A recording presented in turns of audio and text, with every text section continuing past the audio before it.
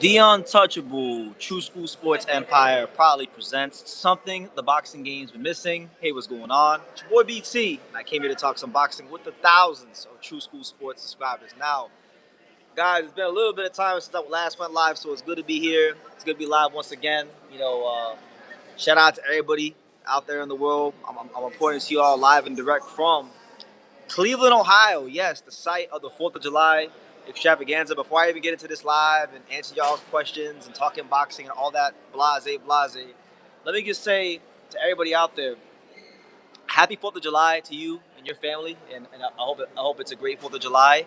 Shout out to the greatest country in the world, in my opinion. My biased opinion, but one hell of a country, as Mayweather would say, one hell of a country, that's produced a lot of hell of a great things in the world. Shout out to the United States of America. 250 years, a country. It's phenomenal to be alive. It's extra phenomenal to be an American. So, yeah, happy 4th of July to everybody out there in the world. But, yeah, man, we're here. I got some time to talk to you guys, so I figured I'd say, you know what's up? Take some questions, shake some hands, kiss some babies, all that good stuff. If you guys haven't done so already, I would encourage everybody to go on the channel, check out all these interviews we've dropped.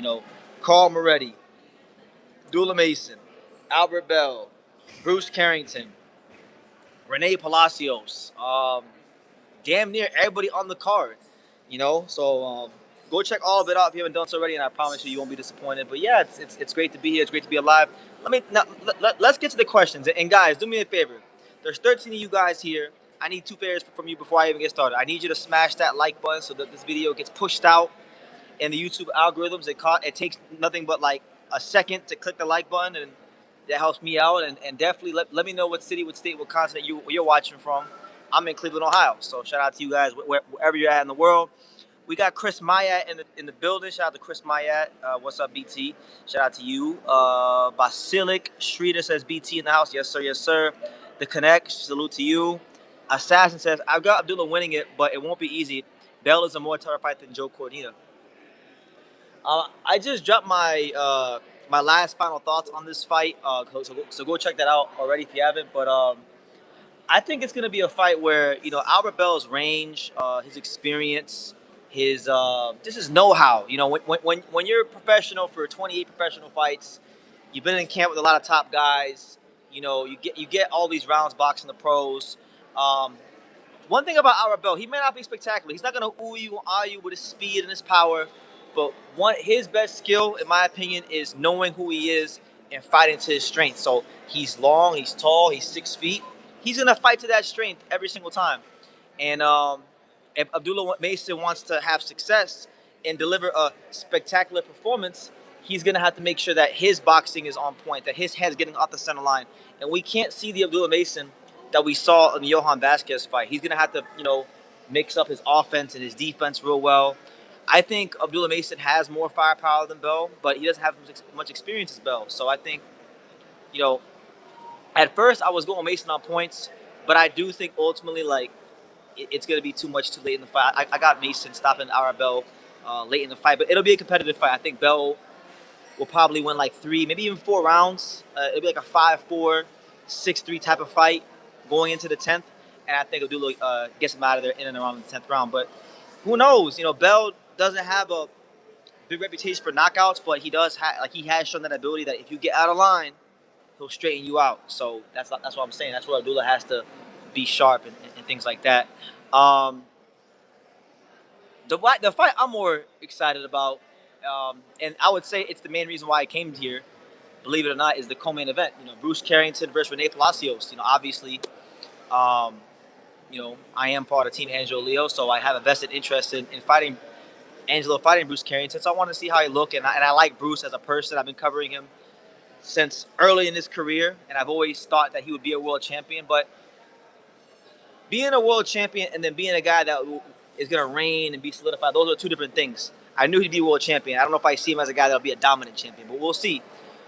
I think the Palacios fight's a very difficult first defense. I know Palacio doesn't have a big name, and that's okay. but they have a common opponent in Sagawa, and Palacios did perform better against Sagawa.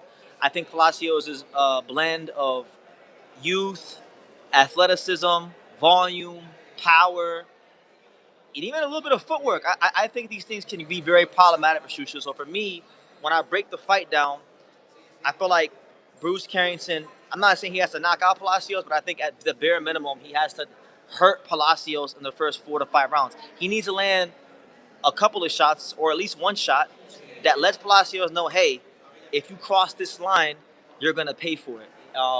If it's a fight where Palacios' movement, his pivots, his angles, his volume, if it gives him problems and Bruce isn't able to get the right hand going, and Palacio forces Bruce to box a bit more, I have questions and I have concerns about if he can box a disciplined 12 rounds against a guy like Palacios. And somebody brought up a great point. Somebody brought up a great point. And I'm not one to hate. In boxing these days, so many guys are missing weight. So many guys are not being professional. So when a guy makes weight and he doesn't lose the title on the scale, I'm not going to criticize them. But somebody's told me that Bruce came in at 124.9 pounds. Bruce Carrington mentioned this morning on his Instagram that he was 124.4 pounds in his Instagram stories. So a lot of times they say that, like, if you come in way too light like that, it could mean that you struggle to make the weight. There was a guy that explained it in the comments, and I forgot how he explained it, but it made a lot of sense. So we're gonna see that. That's why I'm saying I think Bruce needs to get this guy out of here early, because if not, we get to round 6, round 7, round 8, round 9. I think it's gonna be a very difficult night. So we'll see how it goes. But let me see. Let me go to these comments. We got my man Cal Monk. He said, "I love your channel, bro. A shout out to you. Thank you for the love and support. I'm not here doing this without people like yourself. So I appreciate you. Slide Encounter, good to see you, champ. Hope all is well." Jazz says, "What's up, BT? Is Pops gonna question Pops the way he did? I don't. What do you mean by that? that don't make no sense. Is Pops gonna question Pops the way he did Keyshawn? Rephrase your question, champ." Yeah, Tiger Johnson's a real interesting one. Tiger Johnson obviously had a lot of hype coming out of the Olympics and coming from the USA pipeline. He was putting together some not so great performances, and then he had his breakout fight against a very against Nicholas Flaus. And Nicholas Flaus was winning a lot of fights, and a lot of people weren't picking Tiger Johnson. I picked Tiger Johnson to win that fight. I was probably one of the people in boxing media who picked Tiger Johnson to win that fight. So now people are looking at Tiger Johnson as a legitimate contender. Can he go on to fight the guys, beat the guys like Brian Norman Jr., Rohan Polanco, Devin Haney, those kind of guys? I think I don't know a ton about the kid Christopher Guerrero. I'm not even gonna lie to you guys, but I think for Tiger, it's just all about momentum. It's all about momentum. It's all about building those wins and building your way towards that world title shot. Because ultimately, I think the fight we want to see for Tiger Johnson, if it's not Brian Norman or Rohan Polanco with the in-house top-ranked fights, I think the Devin Haney fight makes an insane amount of sense due to just the fact that he literally got jumped in New York, and he has to get his get back as a man. Somebody jumps you and gets off on you like that, you're gonna want to get your get back as a man, having pride. So I definitely understand his reason for wanting that fight. But let me see who else we got in the building. Miracle Boy Boxing, good to see you, champ. And it was a pleasure meeting you in New York, Miracle Boy. Wish we could have talked more, but I'll see you around. Cal Monk says, "Nice shirt, bro. It looks like you can work at the hot dog on a stick." Yeah, I can see that. Yeah, I mean, that's what I'm saying. Like, a lot of people have been getting on my case about Angela having to fight these guys like Bruce and Rafa. I don't think these are guys that are going to stay at featherweight that long. And like I said, listen, I've asked Bob Arum about it. I've asked Carl Moretti about it. And if you don't believe me, go on the channel and go check out the interviews. I've been trying to get down to the bottom of why these featherweight unifications are happening, because I can tell you guys, from what I know, it ain't because of Angela Leo. And from what it sounds like, it's just the business behind the scenes, Top Rank and PBC and Pro Box, all the guys that pull the strings for all the prominent fighters in this division are reluctant to put their guys in with unification fights. What I can tell you is, and I'm not going to say who, but I do know that in 2025, there was an offer made to a featherweight champion to fight Angelo Leo, and that featherweight decided to go another direction. So I'll leave it at that. But, boxing, these things take time. Jazz says, is Pops going to question Mason the way he questioned Keyshawn? Why would Pops? Well, first of all, Pops is not. I'm by myself this trip. There's no Pops along with me. But why would Pops question Abdullah Mason the way that he questioned Keyshawn? Abdullah Mason is doing something that Keyshawn Davis is not doing. His friend is Albert Bell, and he's fighting his friend and giving him an opportunity to achieve a lifelong dream of being a champion, making some money, and giving a great fight to the fans of Cleveland, so Ohio. So it's different. I don't understand why the line of question would be the same when Keyshawn doesn't want to fight his brother. True School, do you have ops? You are constantly looking around your shoulders. I'm just very alert. I have a little anxiety. We didn't grow up in the softest of environments, so we definitely my head's always on a swivel. Anywhere I go, even when I'm in Japan in the safest of places, I still I'm just alert. I'm very alert. But do I got ops? I mean, yes, I guess you could say that. But God's got me. Now the main reason I'm looking around while I'm talking to you guys is because I'm actually at the hotel where the fighters and the promoters are staying. So I'm just looking around to see if anybody that I know pops up. Sean Porter might walk around here at some point. You might get you don't know who might pop up during this live. So just if anybody comes in this live that's a fighter or it's possible. I'm in the hotel right now. So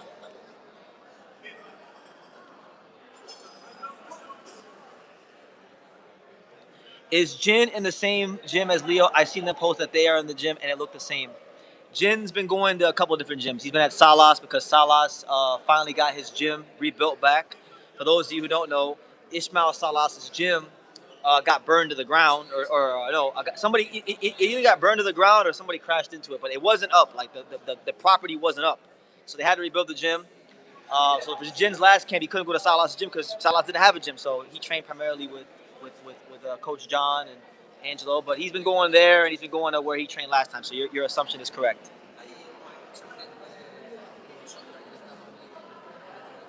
What up, Go? He says, "What's good, BT? How are you feeling?" Man, I'm feeling exceptional. I feel great. God is amazing. Life is amazing. I'm living the dream, man. So I can't complain. I'm in the greatest country in the world, the United States of America. It's 4th of July. We got a great fight tomorrow. Good fights on the undercard. People are loving the content. Father's healthy, family's healthy. The right amount of women still think I'm handsome, so it's all good. Life's been great. Hope all is well with you. Chris Myatt says, BT, what if Bruce wins and calls out Angelo post-fight? That'd be a huge build-up. Oh, I'm going to do it myself when I see him, I'm going to do it myself. I mean, yeah, obviously, if he calls him out, that's the fight that I think is the most realistic. And me and Bruce spoke off camera yesterday. And me and Bruce Carrington are pretty much in agreement that Rafael Espinoza doesn't want to fight him. And he don't want to fight Angelo Leo. Because Rafa is too busy making, music right now. He's not really fighting no more. He's decided he wants to make Mexican music. So, hey, God bless him into his future endeavors. I think probably Bruce versus Angelo is the most realistic unification fight. I don't know what the timetable is for that, but we're gonna see. We're gonna see what that is. We're gonna see. Hopefully, I would like it to be this year, but I don't know if that's really feasible or realistic. But I would like it to be this year, to be honest. Major Key Boxing says you got to keep your head on the swivel in New York City. Yes, he knows. My man Glenn knows. He knows what He knows what it is. He's from New York. He's been in Dania Beach before, so he knows. He knows about South Florida. He knows about New York. Yes, sir.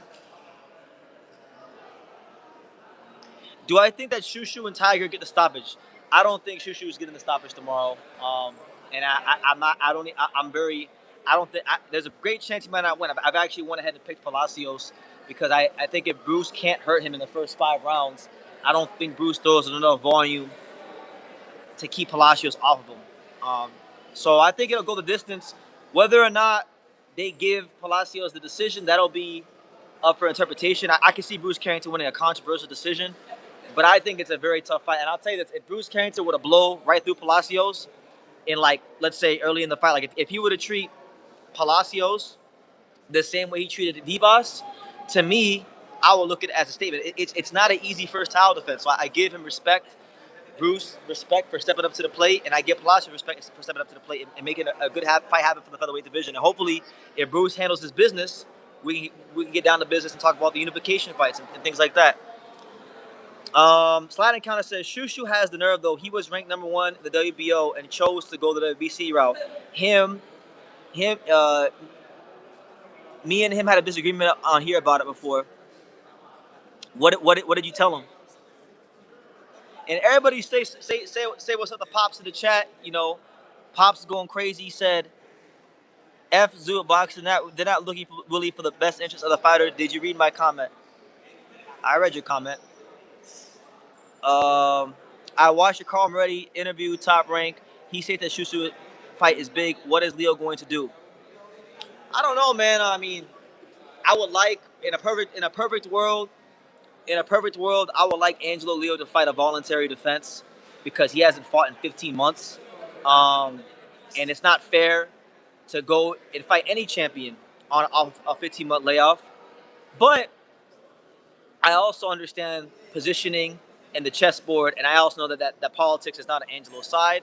And I'm also very confident to a fault that we could beat Bruce Carrington. So I'm not even against taking the Bruce Carrington fight off a 15-month layoff. I think Angelo could beat Bruce Carrington off a 15, 16-month layoff. But again, that's my opinion. I'm not in charge of those decisions. That will ultimately be left up to Angelo and Miguel Leo himself. So, but that's where I stand.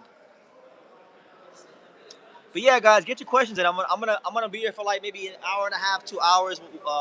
We'll see how long my phone holds up before I gotta get up on out of here and go back to where I'm staying. But yeah, I want y'all opinion. Like, do you guys see any upsets on this card? Do you think Albert Bell pulls it off?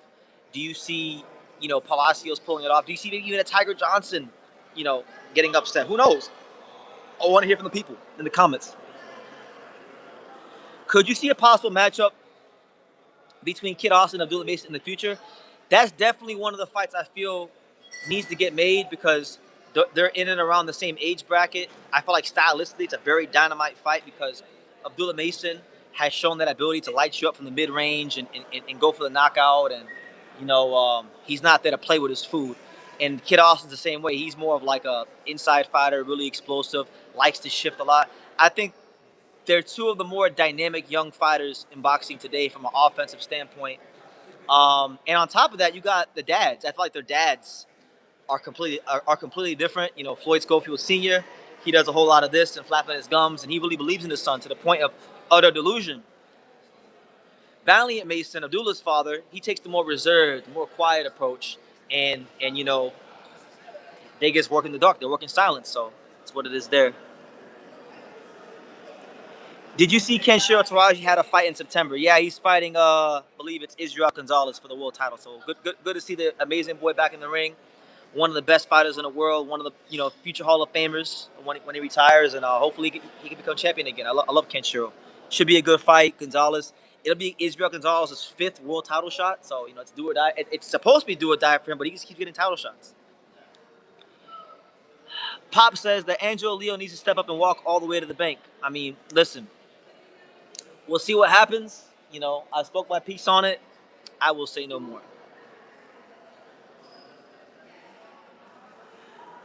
I'm not sure about upset. Bell's head is high and his hands are low. Mason fights within the shell in a close range in the open stance. Both flaws from both fighters will make the fight interesting. Yeah, I think so. I think first of all, Abdullah's lack of experience in comparison to Bell, that could play a factor. Abdullah likes to get aggressive, and Bell made a joke about it that he's such a vigorous young man. He's gonna use that against him. If Bell is able to keep Abdullah on the outside and not get countered with anything sharp down the middle or anything like that, it's really more so for Bell when he throws a shot, what he does after it. Does he take a step back to get out of range? Does he get his hand up to parry or block? Does he get up his half the line? Now look. Albert Bell is a guy that when you watch him fight, he doesn't he's upright, like he's gonna be there. So really for him, it's a matter of he's not gonna change overnight. He's gonna fight how he fights. He needs to keep him at a distance,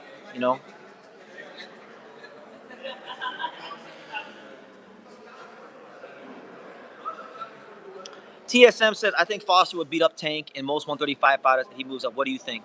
I think O'Shaquie Foster is an amazing fighter. I think he's one of the smartest fighters in the world. I think he's one of the best outside fighters in the world. I want to see him get those big fights because he's really and truthfully earned those big fights. I had some conversations today with a couple of people in the boxing world, and his name came up. And sorry, Robert, his name came up, and right now I think the fight that's being worked on, that's in the process of getting done, is him versus Vaquero Navarrete, and I love that fight because Emmanuel Navarrete is a guy that is the other best fighter in this division. Um, that's a real legacy fight for both guys. In fact, I'll say it like this: you got Navarrete, who just beat up on Sugar Nunez to become a unified champion. You got Foster, who just beat Raymond Ford in a very good fight, a good win for him. If those guys fight each other, right? If those guys fight each other, the winner of that fight, in my estimation, will have a great case for fighter of the year. I don't know what you guys feel, how you guys feel about that, but I genuinely feel like if they get Navarrete versus Vaquero done this calendar year, the winner of that fight for me is gonna be quite possibly the fighter of the year. TSM Hardens, and shout out to my main man 50 grand TSM Harden for the first super chat of the live. I appreciate the contribution. He says, BT, you didn't get the Inoue interview, but you might be part of helping. You might be part of history in helping making the first Japanese welterweight champion in history. Oh, I'd love it, man. I'd love it. I've already been able to accomplish some great things working with Angelo Leo, and we're going to accomplish a lot more, God willing. But yeah, I mean, if Jin were to win a world title, I would say Jin Sasaki winning a world title, Yugo Osaki winning a world title, and or my main man Ian Green winning any sort of big fight. If any one of those three things happens, those will all be notches under my belt because I played a role or am actively playing a role in all those guys' careers. So I definitely want to see all those guys flourish. As for Jin, I haven't had a chance to really talk to Jin Sasaki, but I have been getting my reports back about him, and I've been watching from afar. It really seems like his sparring is a lot better. Like he's definitely getting better sparring for this camp than he was the last camp, because last camp the best sparring he got was Rolly, and he sparred a couple other guys that were like heavy and things like that. But this camp he sparred Charles Conwell, he sparred Ricardo Salas. Those are amazing looks for him to get as he continues to ascend to through the world level ranks. So hopefully he keeps just working on what we talked to him about just being a more smart fighter and using his brain a bit more, and not being such a crash out. He did a little bit of that in the Sword Tanaka fight. I would expect Jin Sasaki in his next fight over there in Hachiochi to be exceptional. And then we go into 2027, hopefully with Jin, fighting a top 15 guy. So yeah, TSM, yeah. If Jin were to become the first Japanese welterweight champion in box history, it would be one of the most historical things in the history of Japanese boxing, and definitely a great thing to be a part of. So for sure. Shout out to my man Julius. He says Bell is 33 and he never fought a dangerous fighter. That's not true. And quiet is kept. I mean, don't take my. I don't want you guys to take my word for it. I want you guys to go watch the interview from the people that actually worked at Albert Bell, because I interviewed Carl Moretti, the president of the Top Rank, today, and I asked him about Albert Bell and promoting him, and how hard it was, how difficult it was for Albert Bell to get fights. And he said nobody wanted to fight him. And he was hovering at 130 around the time when Shakur Stevenson was there. Shakur didn't want to go the Albert Bell route. Joe Cordina, he didn't want to give Albert Bell no fights. I mean, there's plenty of fighters that were big names that didn't want to take the Albert Bell test. Now you're saying that he didn't fight nobody. That's not true either, because I believe it was in 2020 and 2021 he fought Andy Vences. Andy Vences was a good fighter. Andy Vences was a I wouldn't say Andy Vences was a world beater, but he was a guy that was a win or two away from really probably getting a title shot. If he would have beat Albert Bell, he probably would have got a title shot. And he wasn't supposed to beat Albert Bell. Let's have it right. He wasn't supposed to beat Albert Bell. And Albert Bell showed his class in the night. So I don't think that's fair. I think that's being disingenuous. Albert Bell can fight. And people in the fight game people in the boxing gyms, people with their ears to the streets that are really tapped in, they know Albert Bell is a good fighter. Now, am I sitting here saying that he's like, you know, this Hall of Famer? Am I saying that I think he's going to beat Abdullah Mason? No, I don't. But I do think I do personally think that stylistically, he is a tougher fight for Abdullah Mason than Joe Cordina. Joe Cordina is a good fighter. I think Joe Cordina definitely had a higher amateur pedigree and has been world champion 2 times over as a 130 pounder. But Joe Cordina was never a good fighter. He was never like a real good 135 pounder. When Cordina was a prospect, I did a prospect review video about Joe Cordina back then when he was fighting at 135. And I remember saying back in like 2018, Joe Cordina is not that good at 135. Inevitably, he moved down to 130 and he became champion and he did what he did. Bell is a guy that, Bell is a guy that is not going to give Abdullah Mason as many openings. They have that familiarity from sparring with each other, and a lot of times that can make fights more difficult because now your opponent is going into the ring. He knows your tendencies. He knows what you're going to do. And Albert Bell doesn't care about making this fight exciting. Albert Bell is going to go in there, fight to his strengths, and it's going to be up to Abdullah Mason to find the holes in that and show and prove what I think about him to be true, with Bob Arum and top-ranked matchmakers think about him to be true, that he is one of those upper echelon young fighters coming up in the game right now. So, really good test. I think for Abdullah Mason, win, lose, or draw, to fight a style like Albert Bell, an experienced fighter like Albert Bell, whether he wins or he loses or this is a draw, I genuinely feel like it'll serve him well in the future, dealing with such a long, rangy, professional, experienced fighter like Albert Bell. They said Bell built his career on gym war stories. Well, they didn't want to fight him, man. Some guys don't get the luxury of getting all the fights they want when they want them. And don't take my word for it. Carl Moretti, the guy that's in charge of getting him fights, literally said himself, we could not get Albert Bell fights. And they split on amicable terms because they couldn't get him fights. You understand? Top Rank, the most powerful fucking promotion in boxing. They couldn't get Albert Bell fights. So this is a full circle moment, and you got to give credit to Abdullah Mason because he's proven that he does in fact have the appetite for the smoke, and he will fight a guy that many of y'all's favorite fighters decided to go in another direction and not fight, for whatever the case may be.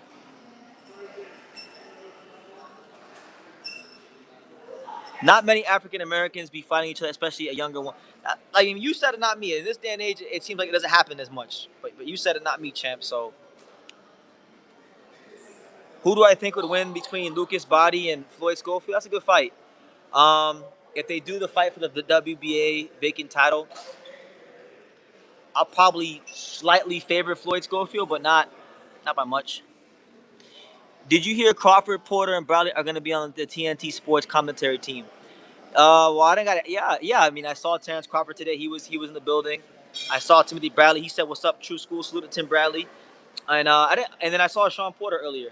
In fact, it's kind of why I'm still here at the hotel. I'm hoping Sean Porter pulls up because we're supposed to catch up and talk. And it's my guy. Shout out to Sean Porter.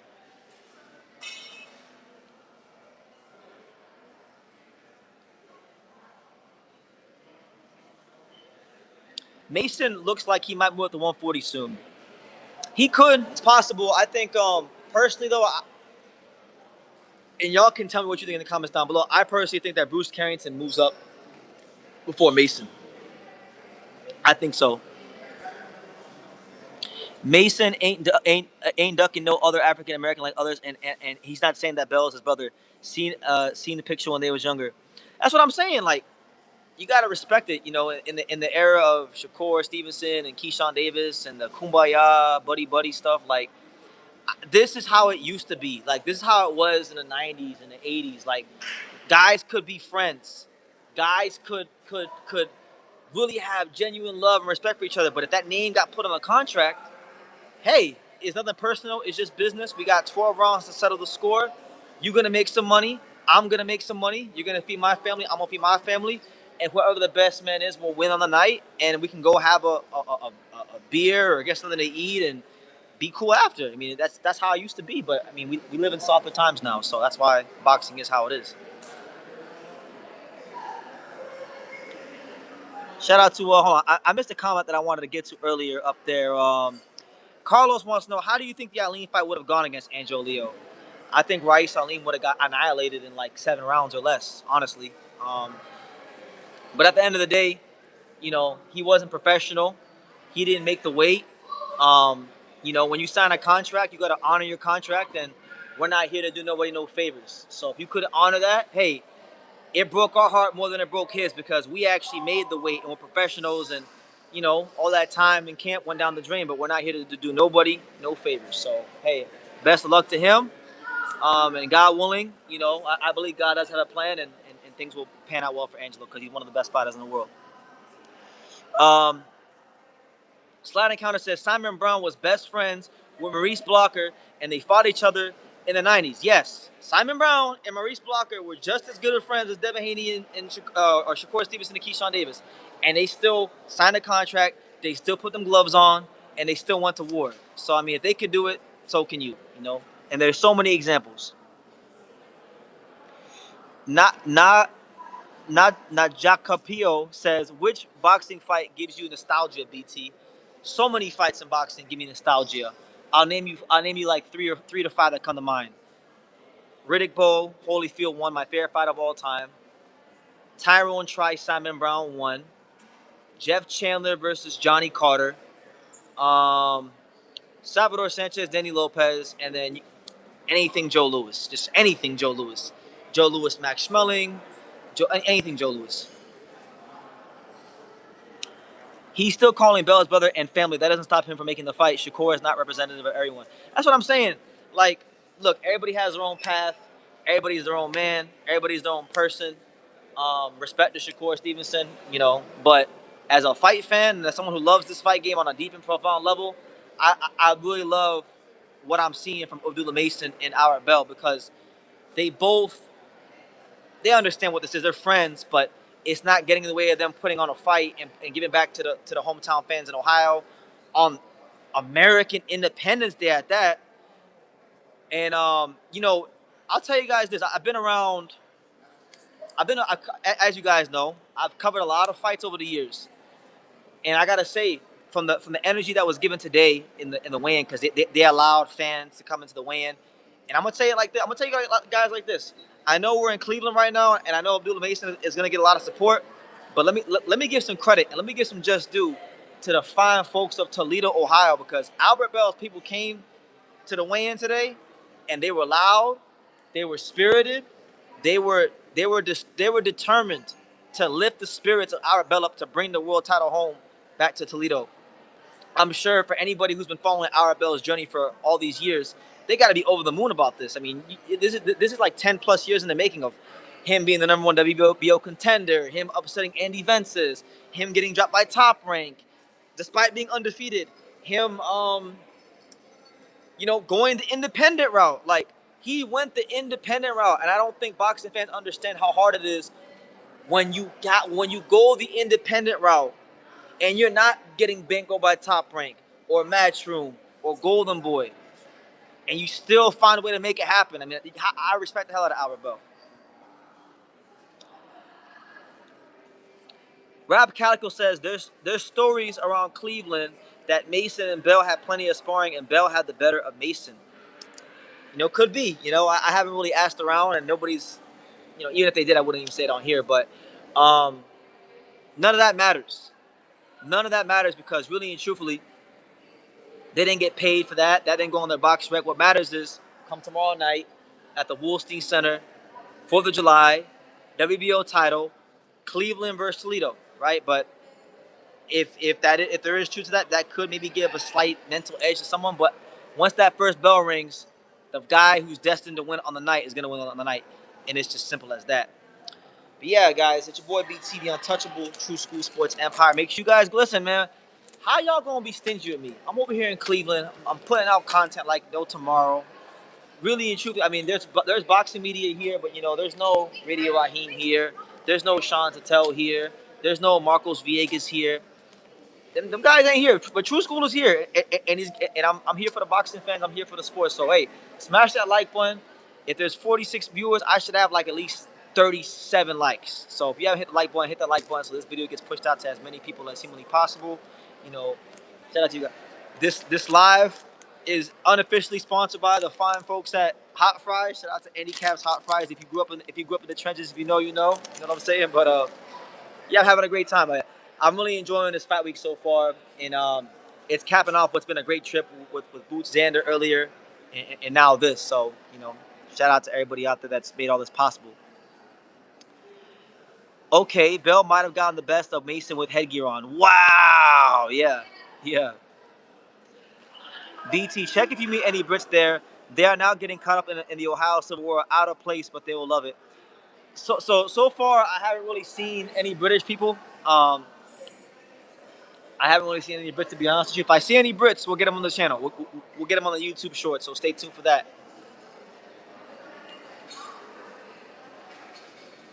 My man Alapal says, at first, I wasn't much a fan of Mason, but taking the fight, I respect him now. I like both. I like him both now. I like them both now. Let the best man win. If Arbel wins, if it's Arbel's time to shine, finally, it's his moment at 33 years old. And you gotta love that, man. Like, everybody's story is not the same.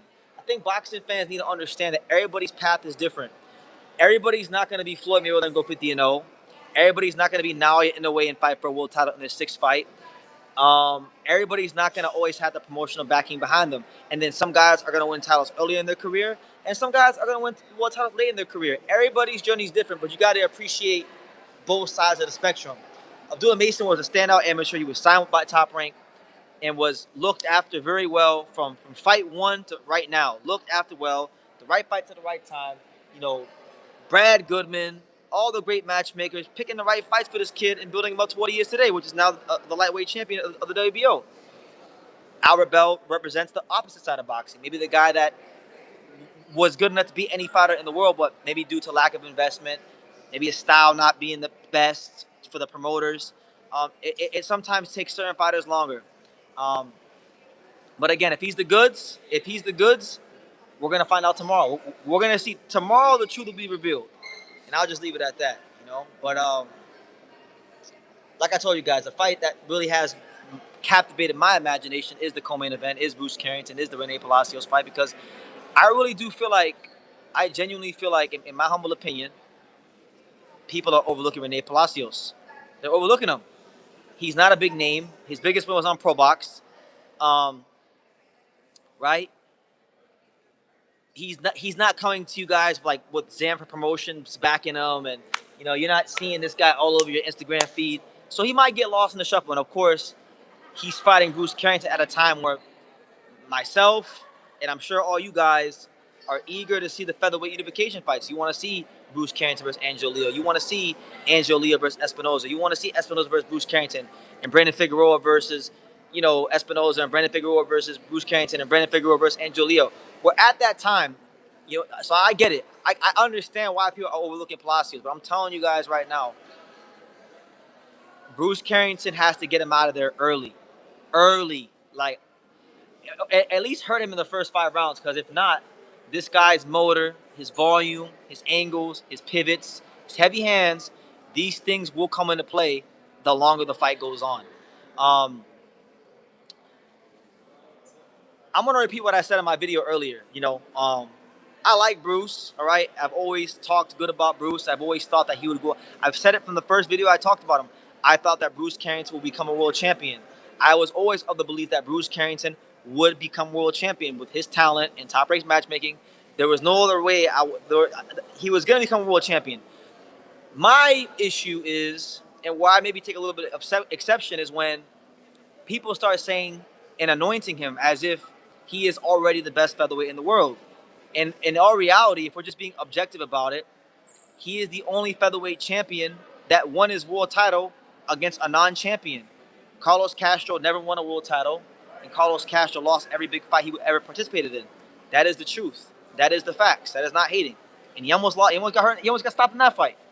So, good fighter, definitely world championship material because he won a world title.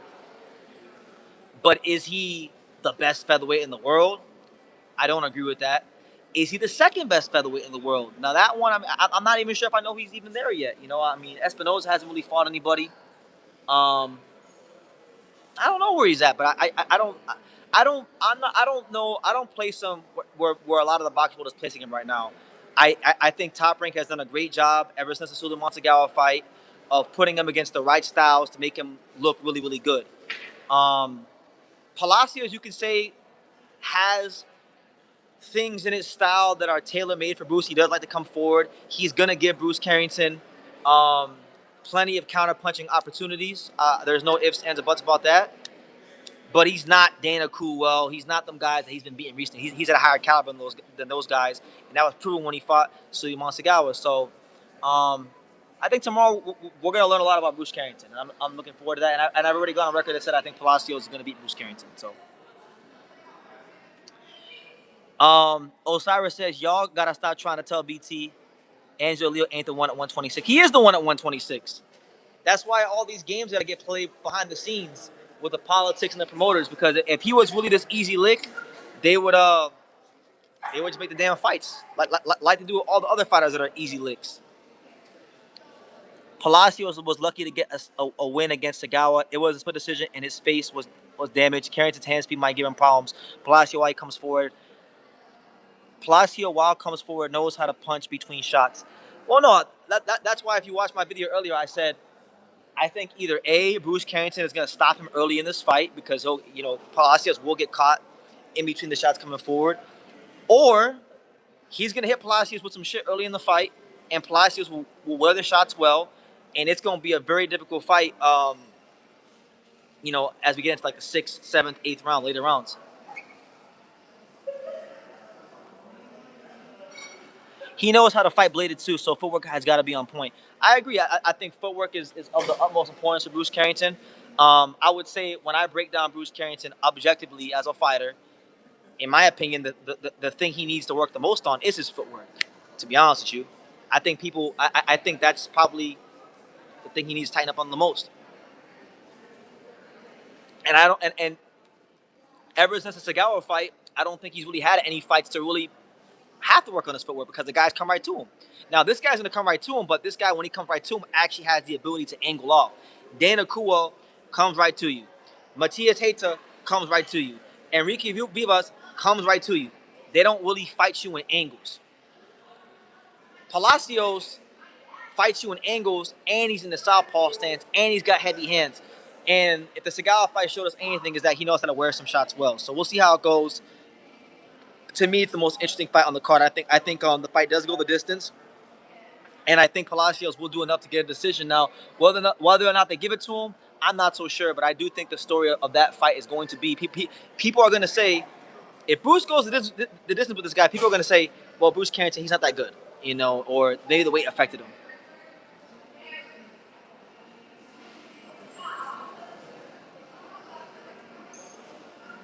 BT, Charles Conwell is slated to return on the Road to Payda card. Do you think he can still reach the world level despite the loss? We'll see. Mar the Prince, shout out to you. Thank you for letting me know that Charles Conwell is coming back. I saw he was sparring my boy Jin Sasaki, who, by the way, somebody mentioned it earlier. Jin Sasaki also sparred Alberto Puello. He sparred Ricardo Salas, and he sparred Charles Conwell. So Jin Sasaki's getting that blade sharp for his ascension of the welterweight division. But as far as Conwell, I'm kind of on the fence right now about if I'm going to go to the Road to Payda fight. I think I might go. Just off you telling me that, I might go to Road to Payda just because Charles Conwell is back. I do think Charles Conwell can still be on the world level. I still think Charles Conwell can be a factor. One loss isn't a death sentence for fighters. I don't even think 2 losses is a death sentence for fighters. We got to start doing that to these fighters, man, and give these guys a chance to show what they can do for a prolonged period of time. Look at Oshaki Foster. He has 2 losses. Look what he's become in boxing. Tevin Farmer, he had like 4 losses. Look what he's become in boxing. There's so many examples I can give you guys of fighters who have losses that became something in boxing. So, he lost to Perez. It wasn't his night. I still think Conwell can be a factor in the 154-pound division. Who is he fighting? Have they named an opponent yet? True. Is there any truth online about the chatter that Earl is coming to the zone? I mean, isn't everybody kind of coming to the zone these days? I'm not sure. I don't know. I haven't heard anything about that, to be honest with you. Conwell was out in Vegas getting sparring in with Jin and road work in with Shoot. that's world level people. That's people that those are people that either are on the world level or are have the hunger of a world level fighter. So that's good energy to be around. I can tell you myself from I ran Mount Charleston this calendar year. I've done those runs, so I know what that takes from a person. I know what that takes to do. So it's good that he's out there and he's training again, and just hopefully he keeps his head on straight. Cause I think Charles Conwell has a lot of value to give to the 154-pound division. It wasn't that long ago, guys, that a lot of people, myself included, were calling Charles Conwell the dark horse of the division. So don't be so quick to write the man off. You don't know, and I want to say this too about fighters. Like, you don't know what's in that man's spirit. You don't know what he's fighting for. You don't know the battles and the demons he doesn't talk about that could be spurring him on to go harder in training. And that's for any fighter. You don't really know unless they talk about it. Yeah, Damas versus Conwell will be a good fight. If let's see, no word on the opponent, but he was entered at number 9 on the latest WBO. So there you go. So I mean, he's a WBO champion. I know one time he was mentioned for a Jerron Ennis fight. Maybe if he can get some wins and get some momentum, maybe they spin the block and they could do Charles Conwell against Jerron Ennis, something like that. Afro Jam says Brandon Adams versus Charles Conwell. Shout out to Brandon Adams, man. He's had a tough year. He was supposed to fight Agjarko. He passed out and had a hard weight cut. I would love to see Brandon Adams against Charles Conwell. Two guys that have either been right there or were supposed to be there for a world title shot. Why not?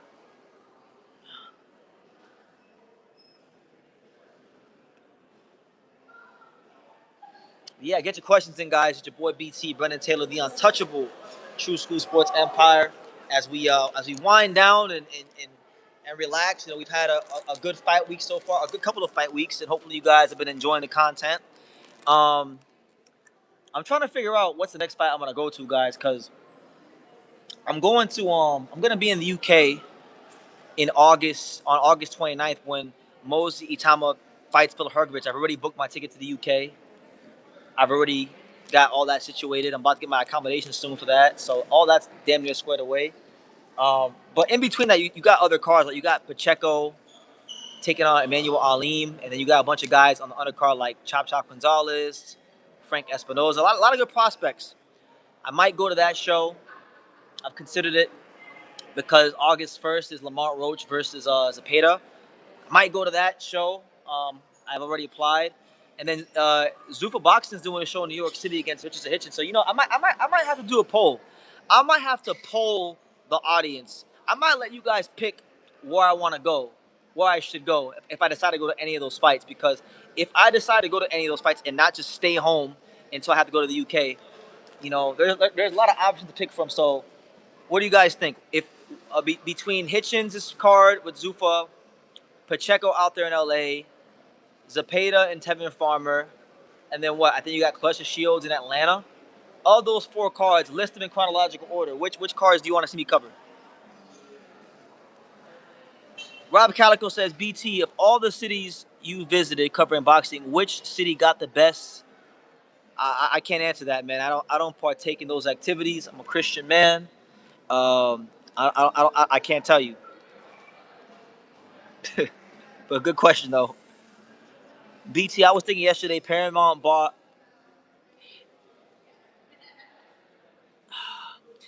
I feel like with certain things in life, you gotta let it be in the past. Like, I don't need this. Like, HBO boxing was great in the past. So was Jim Lampley. Like I like Jim Lampley. He's great.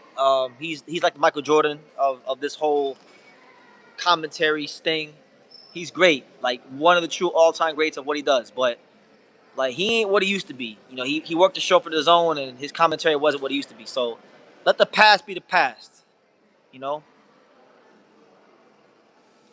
So Osiris is saying that the Roach versus Zepeda is number 1 on the list. I was probably gonna go to that show anyway because I might go to Vegas in advance just to go spend some time with Angelo in camp if he gets in camp for a fight. But I don't know, man. I kind of want to just sit around and wait for for the mostly time. I feel like Herger if I can go to the UK, but I'm trying to get to this 100K, and I have a responsibility to you guys, the viewing audience, and the sport of boxing to like really just put my best foot forward and go to as many events as possible. So if I can get there, I'm gonna get there for you guys. He's saying Clarissa Shields in Atlanta would have the baddies out.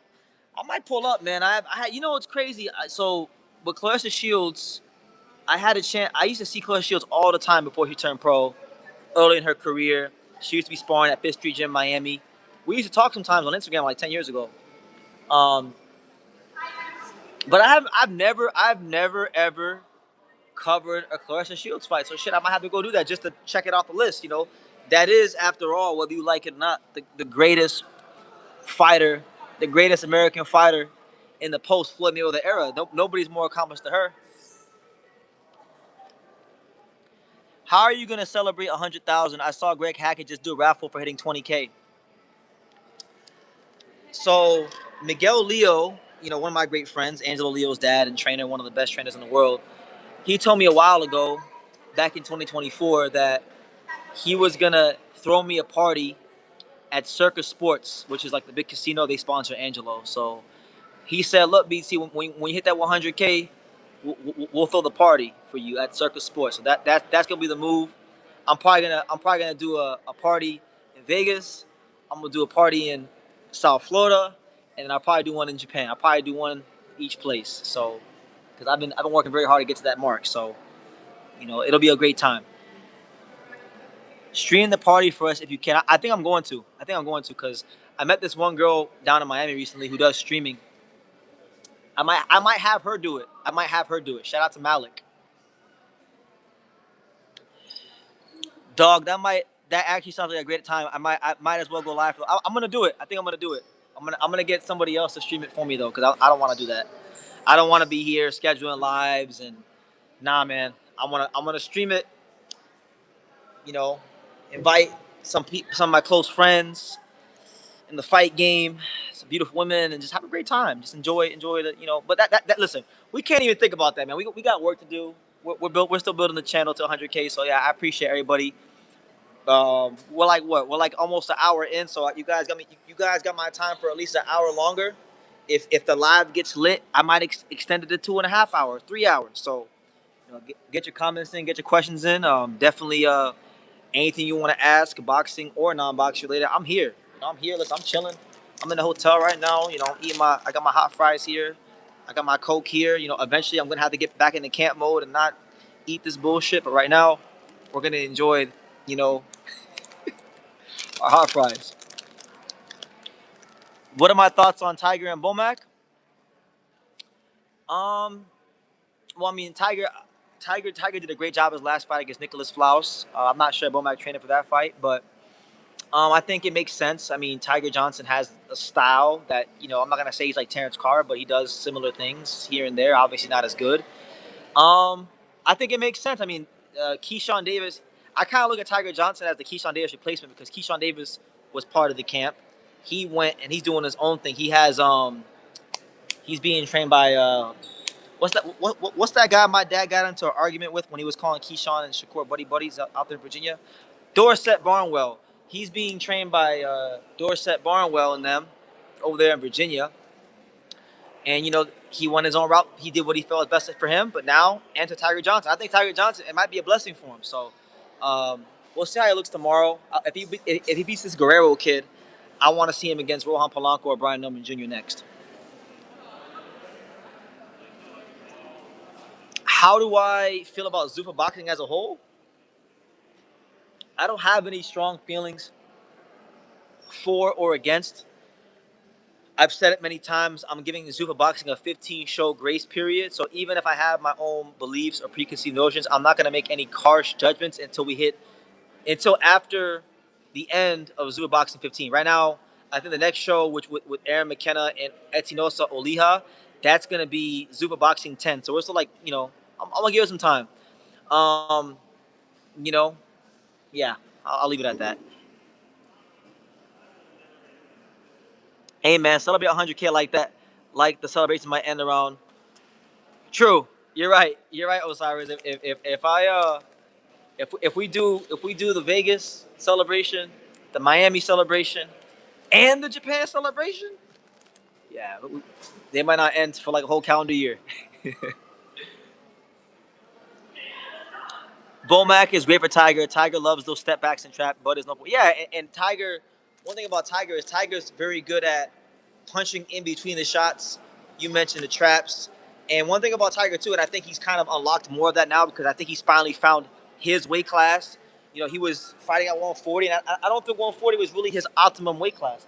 I think he's found his weight class now at 47, and he has a certain mean streak to him. Tiger Johnson, he walk around pissed off, like he walk around like you insulted his mom or his sisters or something like that. Like he has a mean streak, and when he gets you hurt, he gets you out of there most of the time. So I think that those qualities are gonna fit well and mesh well with a guy like Bomac.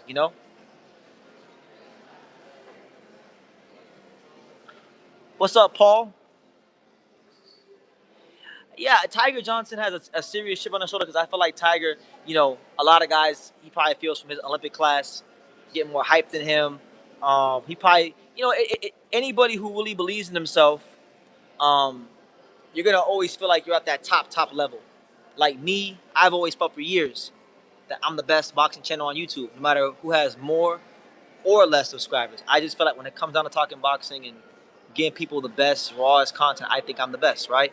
And so I understand it because I'm competitive like these guys. But Tiger Johnson fights with a healthy chip on his shoulder because I think there is a fine line between you can be a fighter that has a chip on his shoulder and it can work against you if you don't know how to harness it. But from what I've seen, and it showed in the Nicholas Flowers fight, he knows how to harness that chip on his shoulder and make it work for him. Jamel Charlo was like that. When Jamel Charlo was in his prime, when he was beating like Jason Rosario and Castano and Charles Hatley, when Jamel Charlo was Mr. Keep Running Your Mouth, Brian Castano as well, he was great at that. Just harnessing his anger and his frustrations of not getting the credit he felt he deserved for his skill set, and he fought well. BT, how do you rate Derek Scooter Davis? I like Scooter Davis. I've talked to quite a few of the representatives at Top Rank, and they're really high on him. And I would go as far as to say that out of all the young fighters that I've talked to, all the Top Rank representatives about, Scooter Davis is definitely the guy they're the highest on because he's a guy that first and foremost he he wasn't a bad amateur or anything like that. He just wasn't a guy that was signed out of the amateurs, right? So his first 10 fights he was unsigned. He was unsigned for like his first like 8 fights or 9 fights, something like that. And he has like you talk about a mean streak. You talk about a guy who's pissed off for greatness. I mean he fights you like he's trying to get you the fuck up out of there. And one thing about Scooter Davis that I can say that he's got down pat more so than even a lot of world champions. He's got his persona, his how he carries himself, the way he does interviews, um, his approach mentally to boxing, and even just like the show business part of boxing. I feel like those things are gonna take him far and make him really resonate with a lot of boxing fans. And so yeah, I like Scooter. I think Scooter's gonna be a guy that will probably be a world champion. Top Rank's gonna look after him. You're not gonna see him take fights that aren't at the right time for him. And when the time is right, he'll fight for a world title, and he'll probably be champion in about, so I'll say, 12 to 18 months. Something like that. Donnie says, "Bro, you gotta stop turning your head when you look around. The audio gets." All right, champ. Appreciate the advice, but odds are I'm probably gonna turn my head about 75 more times before this live's over. Um, Samson says, how did your Christian faith come about? Great question. Um, Obviously, I grew up in the church. My dad was a Christian, right? But then, you get older, you can become a teenager, you stray away from the faith, you feel like you know what's best for yourself, and and things like that. So I had to go through my own trials, tribulations, things in my own life, and I just found that in this world, traveling all around the world, being able to, have access to things and experience the things a lot of things people won't, that don't have. like you think certain things in life would fulfill you, and then you come to realize after you experience enough things in life and travel enough places and meet enough people and be in certain rooms enough times, you come to realize that the only thing that'll give you true joy and peace in this life is the Lord Jesus Christ. So I'm not here to like push my religion down nobody's throat, but I was asked a question. So yeah, the Lord is first and foremost in my life, and without Him, we wouldn't even have got this far. So thankful to the Lord for just everything. This channel, all you guys watching, my dad still being alive because he almost died 5 years ago with a heart attack. My family, my friends, everything. Just grateful. Um, Brendan says, "Hey BT, sorry I'm a bit late. I'm just jumping in. You are the best in box. I appreciate it. Thank you. I'm working hard, man. I'm just doing my best. I'm doing my best. And if that's how you guys feel, then thank you. Do you reckon that Mason Bell goes the distance? Bell is pretty slick. Shows. Uh, I I could see it happening. I definitely think this fight's going at least 9 rounds for sure. Bell's too experienced, too professional. I don't think he's gonna come out there and blitz Mason, or anything like that. I think Abdullah's gonna stop him late. I think in the end, Bell's gonna be pesky. Bell will win some rounds. I think Bell will frustrate Mason in pockets of the fight, but I think in the end, Mason will get him out of there because our Bell's head is just too tall and things like that. So it'll be a good fight, but I could see it happening. But I'm gonna go with Mason by late stoppage. BT, salute to you for the media work. I was interested to get Merity's take on the 126 landscape in NOA's future. Yeah, I wanted to get the interview yesterday, but I guess it worked out because that was really the only interview I wanted to get today, more than anything. So I had a chance to get it today. Donnie says, I'm trying to help the channel. I noticed it. I appreciate you, man. I can't help that I do that, man. I'm not. If I was at my house, I probably wouldn't be looking around as much. But I'm not in a controlled environment. There's people walking in and around me, contenders, champions, matchmakers. So I'm staying alert, champ. Abdullah is gonna kill Albert Bell to the body, and then my man Christian says, nah, Albert Bell got this. So we've seen a lot of. I've seen a lot of people picking Albert Bell. A lot of people know that Albert Bell can fight. He's been around. He's been around the block. This ain't his first barbecue, you know.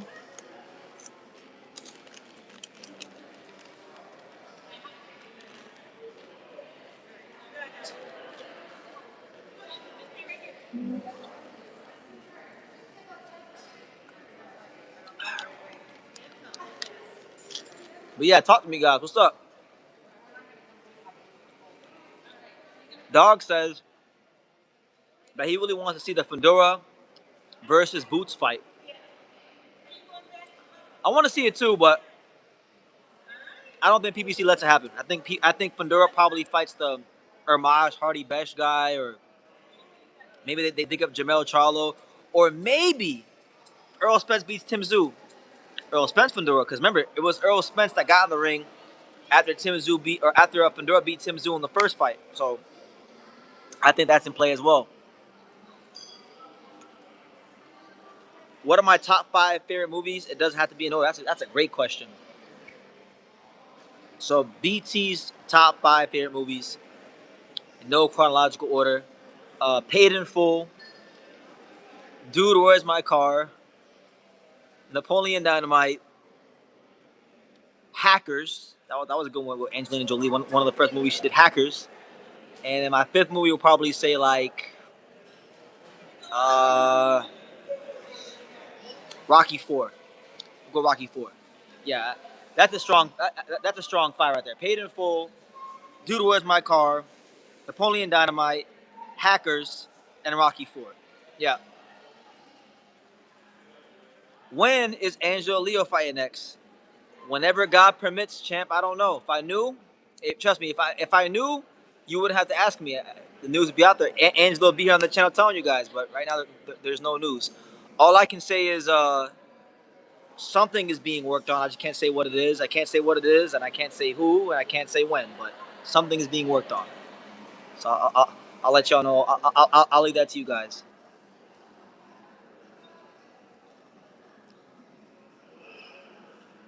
I think the Rebel fight is a stylistically tougher fight for Abdullah Mason than Joe Cordina. Yes, he's never been world champion. Yes, his name is not as big as Joe Cordina, but stylistically, I think he just brings that range and experience is going to be an MF for a Mason early in that fight.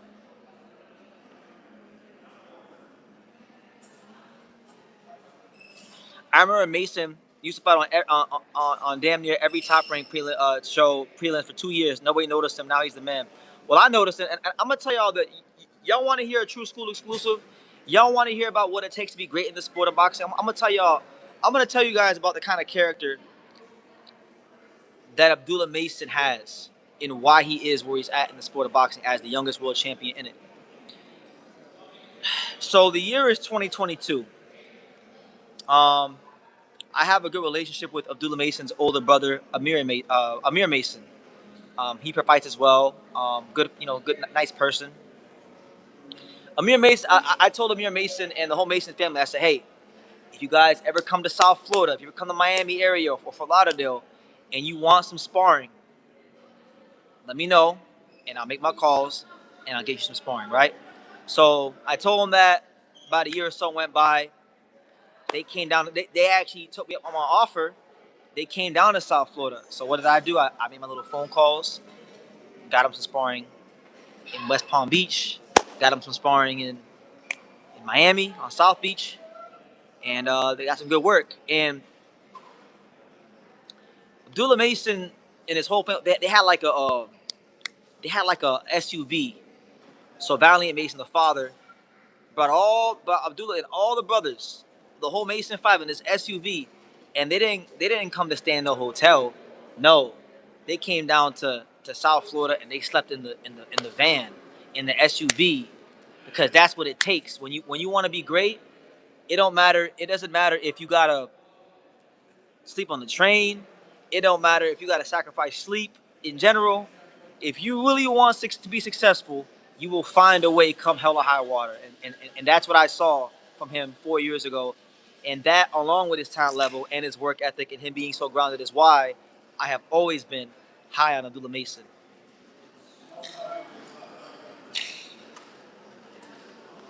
Leo versus Shushu. If you're here, you know you want it. I love that fight. I think Bruce and Angela both want the fight. It's just the timing of it all.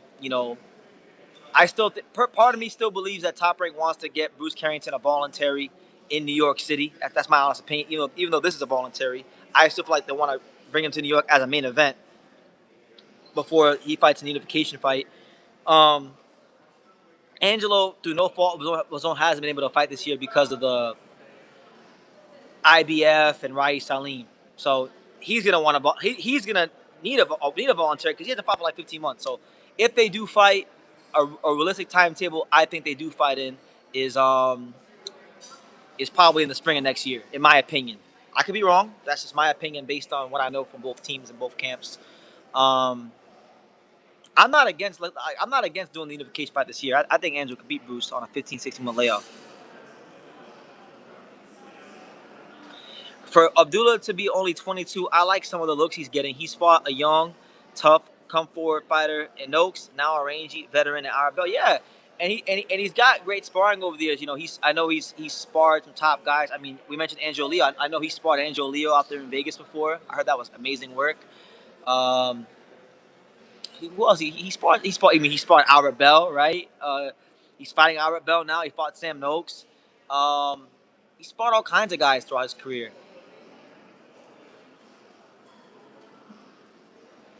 Abdullah has grew at least 1.5 inches since I first seen him, and now he's jacked. He is. I haven't physically seen. I probably haven't physically seen. I have not physically seen Abdullah Mason in person since 2024. The last time I saw Abdullah Mason was 2024. He fought on the undercard of Teofimo Lopez versus Jermaine Ortiz. That was the last time I saw him. His shoulders are about, I would say, like an inch and a half wider now, and he looks like a man.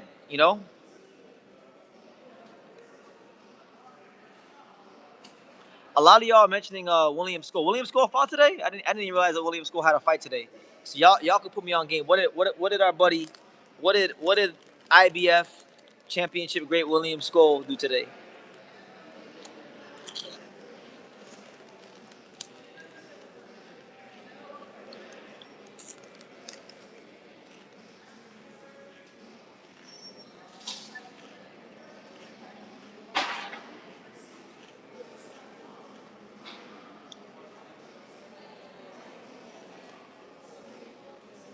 Someone asked what happened to Andy Cruz. Speaking of Andy Cruz, right? So Albert Bell was supposed to fight Andy Cruz. Albert Bell took this fight, which is understandable. It's for the world title. Why not? You've been waiting a long time for it. If Eddie Hearn wants to make the best fight out there for Eddie Cruz in terms of excitement, which I know he probably doesn't care about. He probably wants to get. Well, no, because Eddie has Alan Chavez signed and he has Andy Cruz signed, so I don't think he cares. I would love to see Alan Chavez get his shot at Andy Cruz. Alan Chavez had a star making performance in my opinion against Miguel Madueno. That was the same Madueno that Keyshawn Davis cited as his toughest fight. That took Keyshawn Davis, I believe he took him the distance, and Alan Chavez just punched right through the target like it was nothing. So I would love that fight, and if Andy Cruz could beat him, undefeated guy, hard punching southpaw. That's how you earn your chance to become mandatory against a tough guy like that. So I like that fight, and I want to see Chavez get his shot. No, I'm a big fan. Rebel Rico, what's good, champ? Salute to you. Salute to everybody in the chat. Make sure you guys hit the like button. Definitely subscribe if you're new to these parts. If you're new to these parts, man, welcome to the home of boxing on YouTube, the untouchable True School Sports Empire. Definitely super chat. Let me know what city, what state, what continent you're watching from. Um, where are you at in the world? Are you in South Florida? Are you in New York? Are you in the Midwest? Are you in the West Coast? Are you in Canada? Are you in Latin America? Are you in Europe somewhere? Are you in Asia? Let me know in the chat.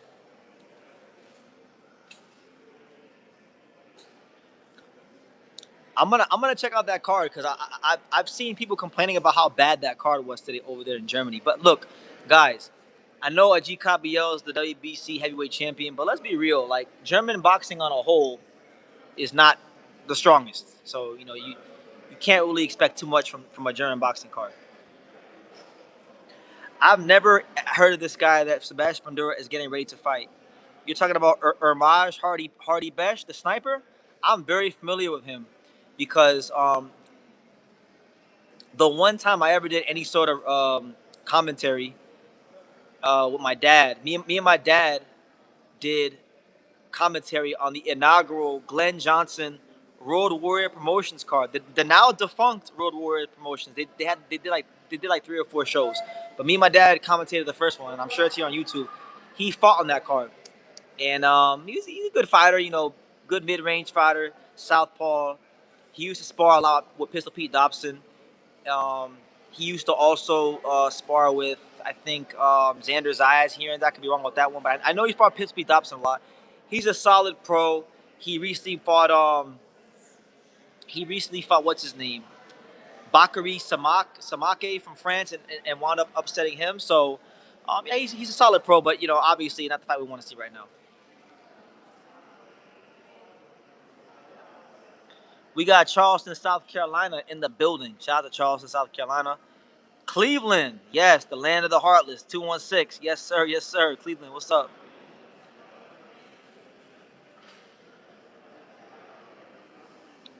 The word is Virgil can return to 154. Can return by October, the earliest. With that, and Conroy return 154 is regaining its shape. Well, I always thought that the fight Golden Boy was going to do when they signed Conwell was going to be Virgil Ortiz versus Conwell, and I still think that's the route they're going to go.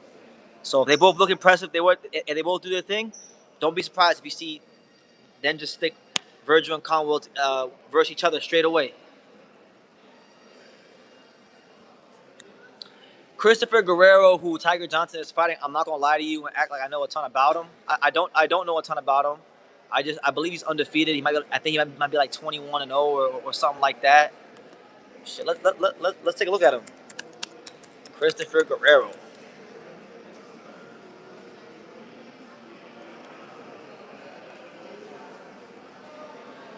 Sean wants to know, what sports do you fuck with besides boxing? That's a great question. I watch a lot of sports. You know, when I'm not watching boxing, I use the other sports that I like to kind of get away from boxing. So I would say, you know, right now, obviously the World Cup is going on. I used to be like 2017, 2018, 2019, like 2016 to 2021. I used to watch a lot of Premier League. I don't watch it as much now because I don't have the time or the energy. But you know, love the Premier League. My favorite sports to watch, apart from boxing, are hockey and baseball. So, Florida Panthers and the Miami Marlins. Those are like two of my biggest loves in life. Is the Florida Panthers and the Marlins. Florida Panthers hockey, Marlins baseball. I would say those sports. I mean, I love basketball too. I used to cover the NBA, so I mean, I'm a casual basketball fan now. The Charlotte Hornets are my team. I watch a lot of other sports, but I would say on a routine basis, the sports that I watch the most these days, aside from boxing, are hockey and baseball because my two favorite teams are the Florida Panthers and the Miami Marlins. And then, you know, if I have time, I watch basketball. If I have time, I watch like other sports. But those are my two like other loves outside of boxing. Yeah, Christopher Guerrero is in fact signed with Eye of the Tiger Promotions. He's 16-0 with 9 knockouts. Let me see. Let's check under his resume for any suspicious opponents. You know, like my guy says, the guy on Instagram. He hasn't really fought anybody that I know. This will actually be his first fight outside of Canada, and you guys know that that's always a big watershed moment when a guy is from somewhere like Canada or Europe and they come to the States for the first time. That's when you really find out what a fighter is made of. So yeah, it's hard to really gauge how game he is because he hasn't fought anybody to be game with. You know, for being honest. Donnie Perez out there in New Jersey. Shout out to you. Brendan says Leo versus what's his name? Santana. What's the guy's name? I forgot his first name. The guy that just lost, but they gave it to him. The Dominican guy. Him and Felix Padilla would be interesting enough voluntaries. Padilla is not ranked in the IBF. Neither is Santana. So they are not in the running for voluntaries, unfortunately.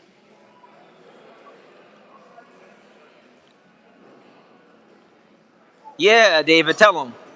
We don't want Madrimov involved in anything. I agree. You know, Madrimov is a skillful fighter, but he's boring and overrated, and nobody's trying to watch that shit.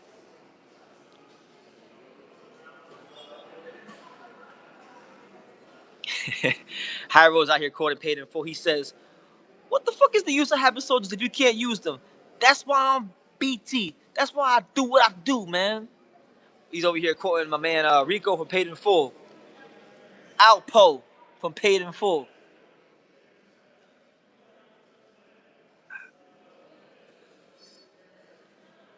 I mean, 154 is cool.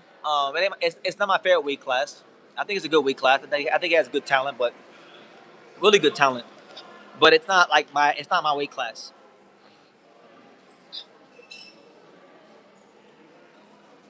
Afro Jam says Adams versus Bakram is gonna be ordered soon. Kelly versus Ayako is gonna be rumored. Listen, it's crazy because Brandon Adams told me in December at the WBA convention that he was gonna fight Bakram, and this is back before Bakram lost to Josh Kelly, and like Boots didn't want to fight Bakram, Virgil didn't want to fight Bakram, Xander didn't want to fight Bakram.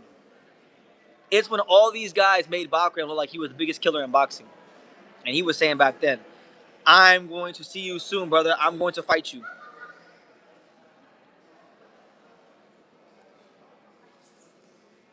160 is an example of a division that's not quite as bad as people suggest. No, David.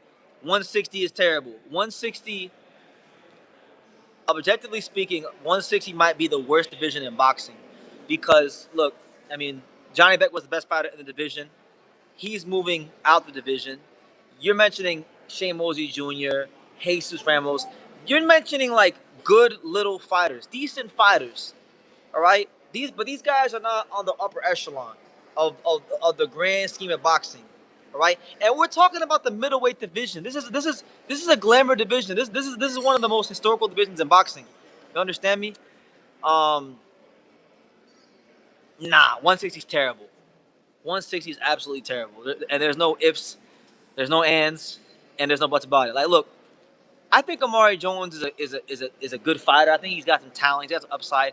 He should not be this high up the rankings this soon in at 160, but he is because of how terrible it is. It is a historically terrible middleweight division. That is the truth. That is the facts. Where has Rafael Espinoza been? I saw the man on a milk carton the other day. Oh, Rafael Espinoza, he's been over here making music. He made a song. This guy's making Mexican music. He's over here getting his whole like, you know, he's basically like Berlanga. He's making music, when he hasn't even lost yet. And it's crazy because people give Angelo all this credit or all this flack on here or just in general, and they say, "Oh, he's not fighting." Where's that same energy for this killer, right? This killer.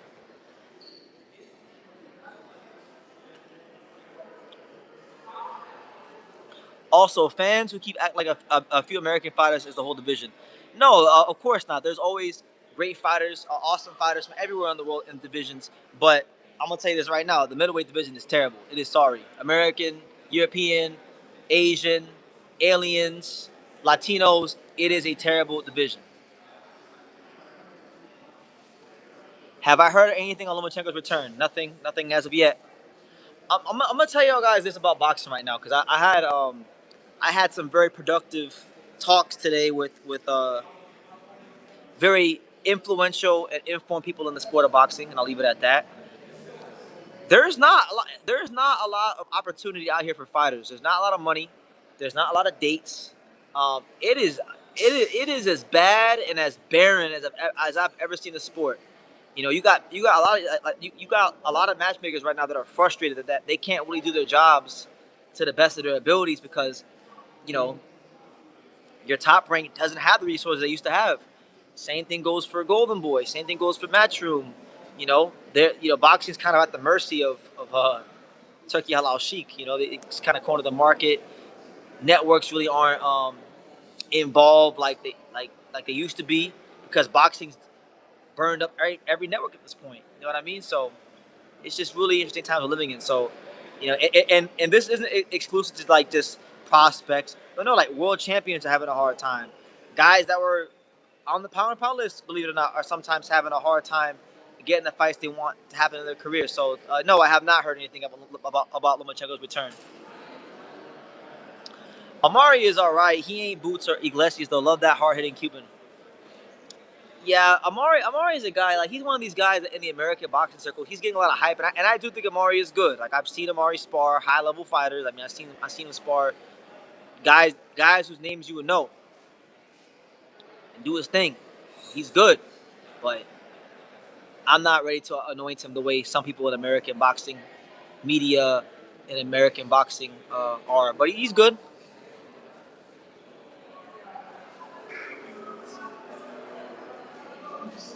Yeah, well, fighters are trying to milk the game.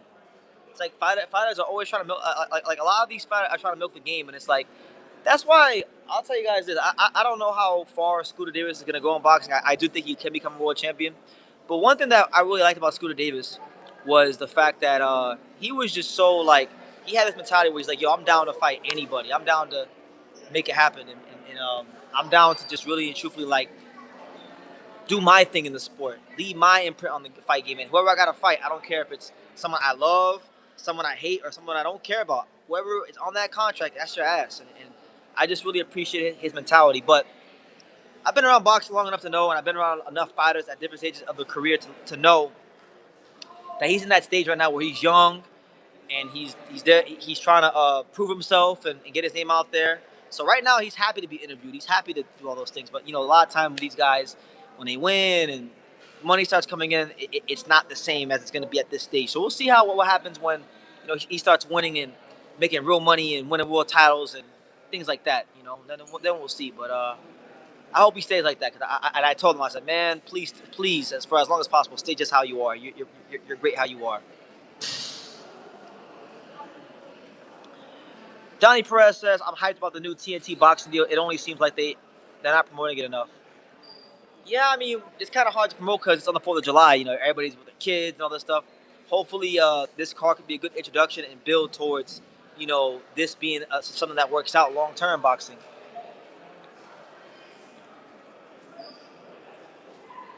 Marlon Prince says, and shout out to Marlon Prince, he says, BT, Ohashi hinted at 2 upcoming fights, late 2026 and early 2027. For Inoue, if you had to guess what they are, what what do you think they are? I can tell you what I think they're. I can tell you what I think they aren't. I know he don't want to fight. I know he don't want to fight Angelo Leo because, well, Mr. Honda and Ohashi know what's up. But I think Bam, and probably if Bruce wins tomorrow, Bam and Bruce, or Bam and Nishida. So I'll say Bam and Bruce, or Bam and Nishida, something like that.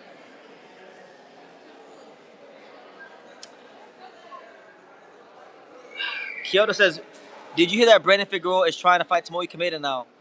Yeah, I mean, listen, I'd rather him fight a unification fight, but you know, it ain't that easy right now with how boxing is. So, yeah, hey, it's a good fight. Kameda is a former world title challenger. I thought he put up a spirited effort against Angelo. I don't think it was no damn split decision and majority decision like they said it was. I thought, he won probably 4 rounds max if you're being real generous, but I thought he won 3 rounds. I thought he got outboxed and was trying not to get knocked out. But yeah, it'd be a good fight for a world champion. A chance for Kameda to get a world title again. Why not? Let's see if Brandon Figueroa can do better than Angelo. Scooter Davis is 135-pounder, I believe. Tomoki was already in negotiation with Ball. Ball's team thought Figueroa was, yeah. I mean, that's why you gotta take every opponent serious. You don't know what could happen on any given night.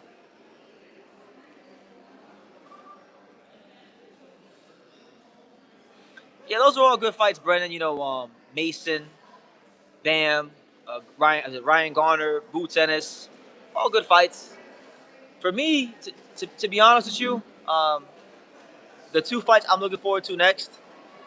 The first one is actually July 15th, which will be the second fight on the comeback trail for my main man, Yugo Osaki, one of the best fighters in the world and the best young fighter from Japan. He's headlining his first show at Corkin Hall.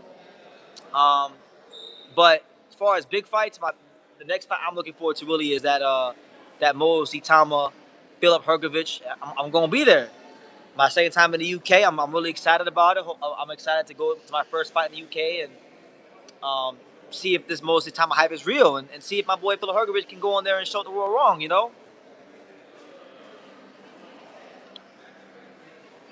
Am I going to watch Yamato Hata later? No, I'm not. I'm going to do this live. I've got like 20 plus YouTube shorts sitting on my phone. I'll probably post some of those, and then I'm gonna get some nice rest. That's what I'm gonna do later on. But shout out to Yamato Hata, 130-pounder contender. I'll keep my eyes on it.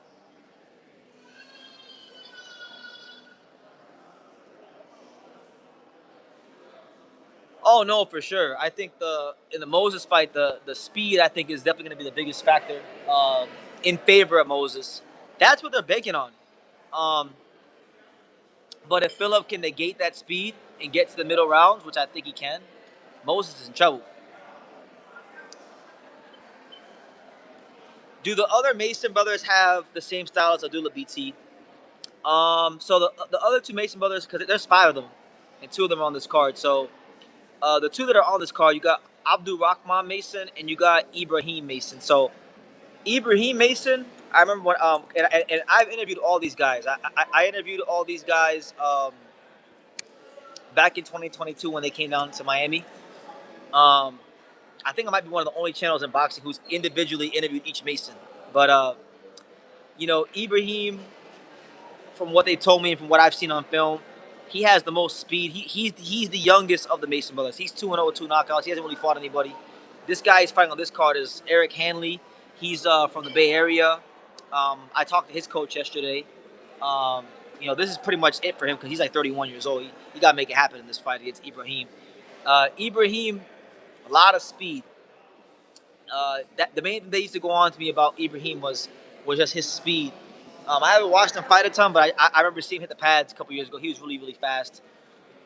Abdul Rahman, I would say fights a bit like a like an orthodox Abdullah Mason. He's the kind of fighter that when he has you hurt, he's he's gonna punch to the target. So I would say of the two brothers on the card, I would say Abdul Rahman has close to a Mason style, but no, Abdullah's style is uniquely its own. Um, Amir Mason doesn't have that kind of speed, but he's heavy-handed and like really stocky. Um, Adele Mason is a southpaw, but he's not punching like Abdullah. So yeah,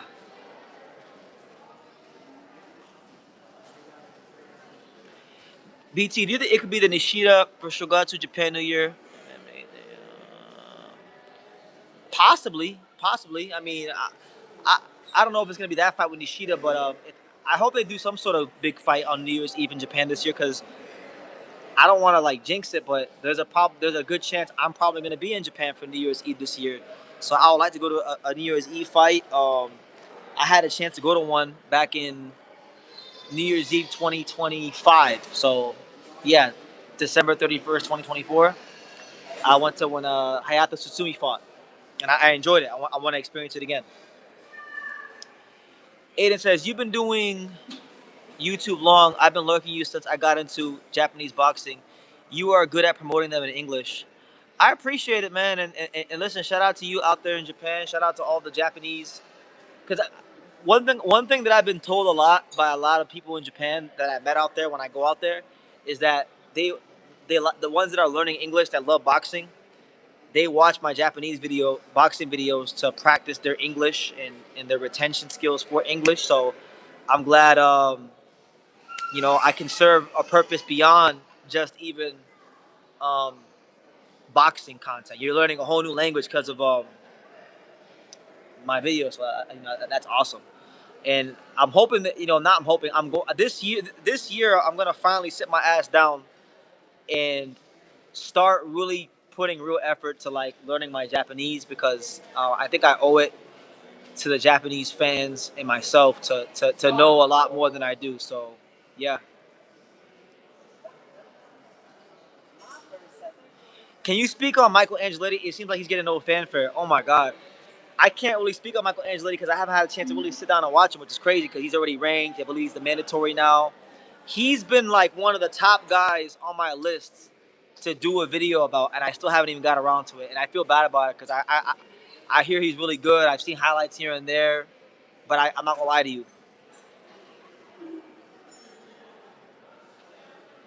He says that BT Japanese James Tony intro. Yeah, man. Shout out to the Japanese James Tony, the infamous Japanese James Tony intro.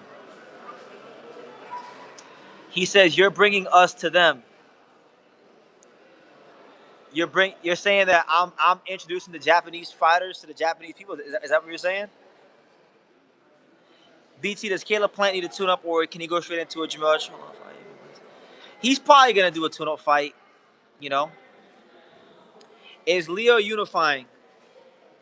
I would like it to happen this year, but just looking at the whole chessboard, that's probably not gonna happen. Just being honest with you. Why do y'all always ask is Angelo unifying? Angelo is the one that's fought the toughest competition in this division. The onus is not on Angelo to prove that he wants unification fights. Bruce has to prove that. Espinoza has to prove that. Espinoza ain't fought a fucking soul. That's outside of Robesi. And he's over here making mariachi records. You bring sports to fans and the highlights what we want to see. I appreciate that, man. I'm gonna keep doing it. And look, about Espinoza, I'm not trying to talk about him. I like Espinoza, but it makes me sick. The kind of guys people are letting him getting away with fighting with.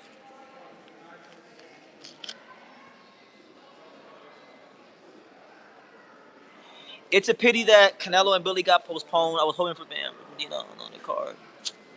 Yeah, and you know what's crazy about? There was never really a specific reason given as to why that fight fell out. Like they never gave the reason why. Angeletti is really slick. I love Filipino boxing. Was all around Lovera as Pac-Man promotion product. Angeletti was levels above.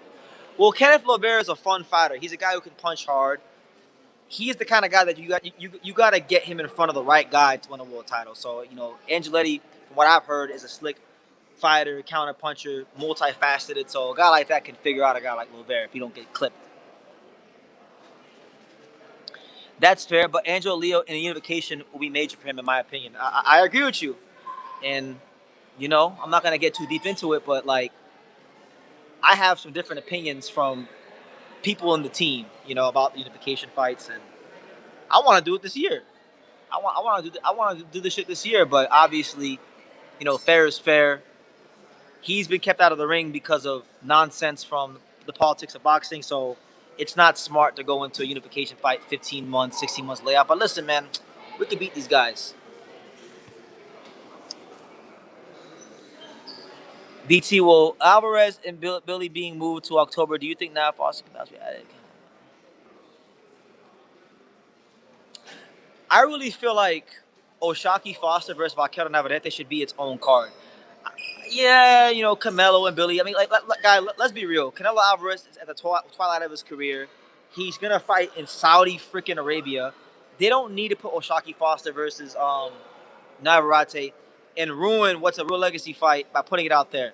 Let them go fight in the lifeless sandpit of Saudi Arabia, and let Foster fight Vaquero in like America, so that the fans of both these guys can go out there. I think they should fight in Houston. I think Houston makes perfect sense where Oshaki Foster's fan base is at. Obviously, Houston has a big Mexican and Mexican American population that I'm sure would pull up for Vaquero. Um, that's why I feel like that fight should be as a main event on the zone in prime time, not as some throw along in Saudi Arabia on Canelo and Billy. Like,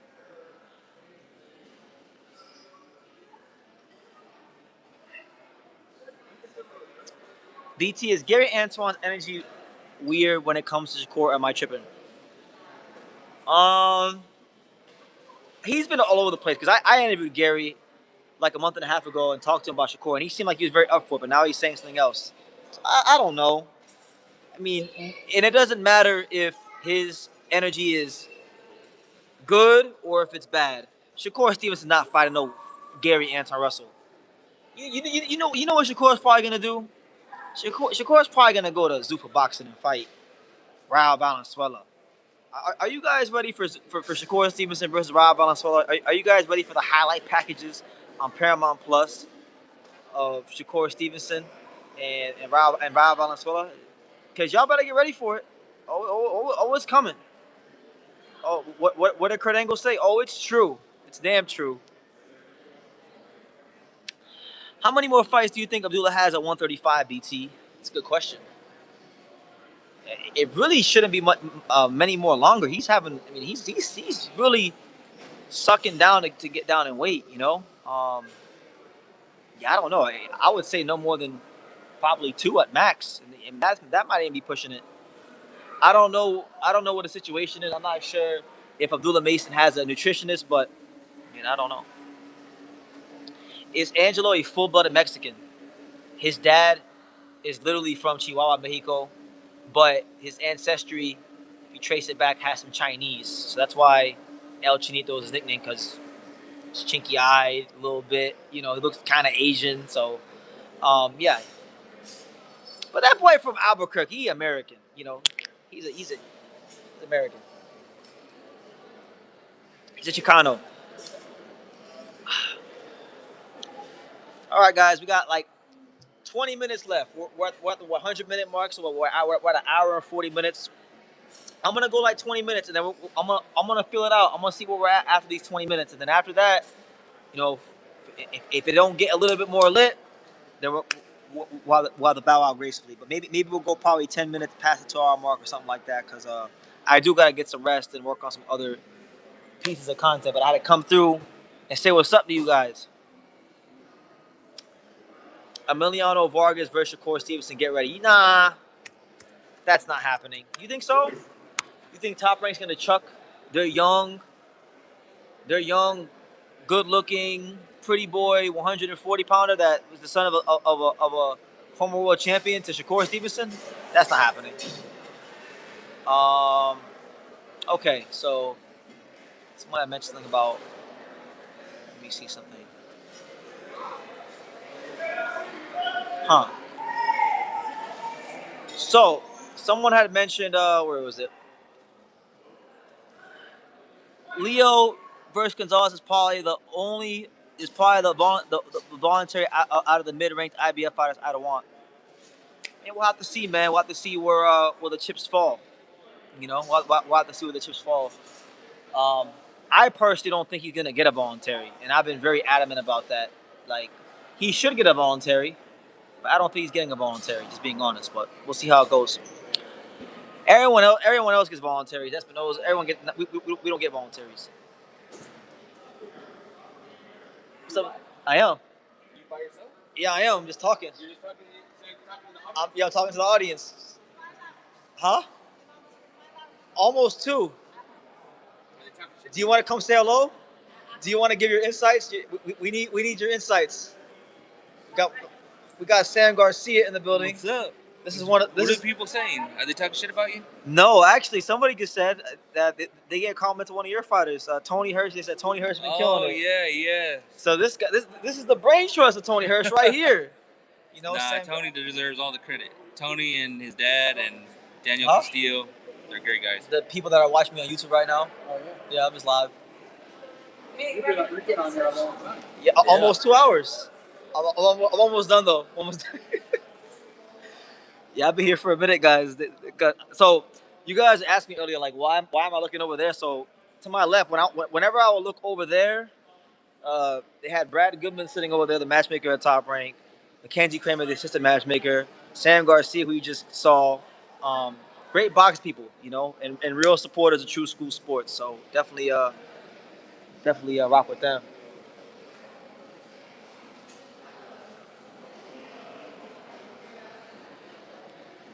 I was just checking up on the 135 rankings. What's up with Jadi Herrera? Do you think he's going to get upgraded to champion or fight for a name on the belt? So he's Jadi Herrera? I don't know if he has that kind of political pull. So I don't know. They might make him fight for it because he's Cuban and he don't got that much pull. I love Navarrete, him against Loma. That's the fight. When I heard that Lomachenko was coming back and they mentioned that fight being a possibility, that was the fight that I started advocating for. Just because of the clash of styles and things like that. I'm hoping that's the fight that can still happen for boxing. My man said that Emiliano Vargas is the only good one out of his brothers.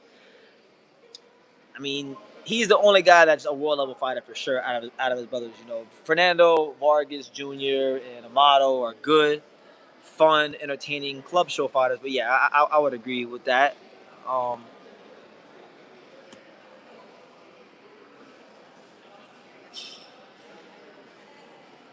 What's Devin Haney doing? I don't know, man. Tweeting. He's tweeting. That's all Devin's been doing is tweeting his life away about Tank and all this stuff. I don't know. I don't really concern myself with what Devin does until there's actually fight news. Oh, that's a good question. So Mar the Prince says, do I think Emiliano Vargas is ready for Frank Martin, Nahir Albright, Subriel Matias level of opposition? Now, Matias, I felt like Matias was having a hard time making it 140. I remember I covered the fight when he lost Dalton Smith early in January. It was actually the first fight I covered this year. And, maybe they probably wouldn't do that just because, you know, of the kind of punishment Matias puts on opponents. I think Albright's real crafty. Of those three guys, if maybe Frank Martin. I think Frank Martin, if they really think he's the goods, maybe Frank Martin. But again, even Frank Martin's dangerous because Frank Martin's an explosive puncher, and Emiliano Vargas does have some leaks in his defense. So I don't think he gets what kind of fights yet.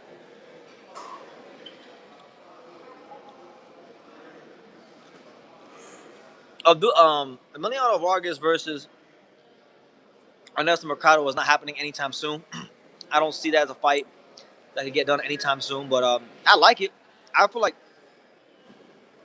that's one of the fights I want to see. Mercado versus Vargas or Mercado versus Adam Azim. Marlon Prince mentioned Mercado versus So see, he could fight Subriel Matias. I feel like he's gotten the right experience to where you could chuck him in with a Subriel Matias coming off a Dalton Smith loss, you know? Hyro said Emiliano Vargas versus Alex Saucedo. No, champ. Oh, yeah. Yeah, so guys, Mackenzie Kramer, the illustrious assistant matchmaker, she said, make sure the viewers are tipping you well. So hey, y'all gotta come with the super chats, man. Mackenzie Kramer from Top Rank. Top Rank said it. BT, do you reckon what do you reckon of the Africans in the Swift flyweight division? Albeit it's a niche favorite of mine. Alotoy, Kafu, Majalik, good fighters. Um, I only know like three of them. I'm not familiar with the second guy you named, but African fighters always have a strong presence in those weight classes, and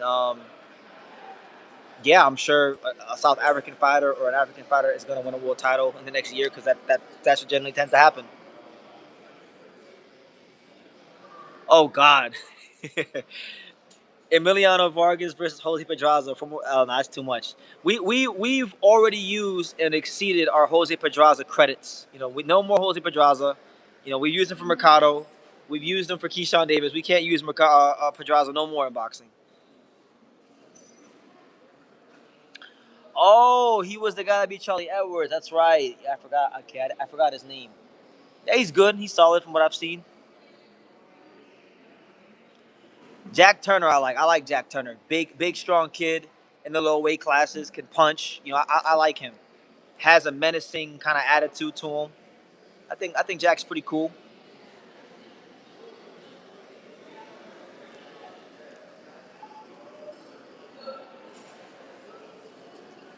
Whitaker versus Zach Chelly's a good one. I don't know, man. Eddie Hearn, I was in the press room when they asked him about certain fights, and he's not fighting no Zach Chelly. And that's crazy to say because I don't look at Zach Chelly as some sort of world beater.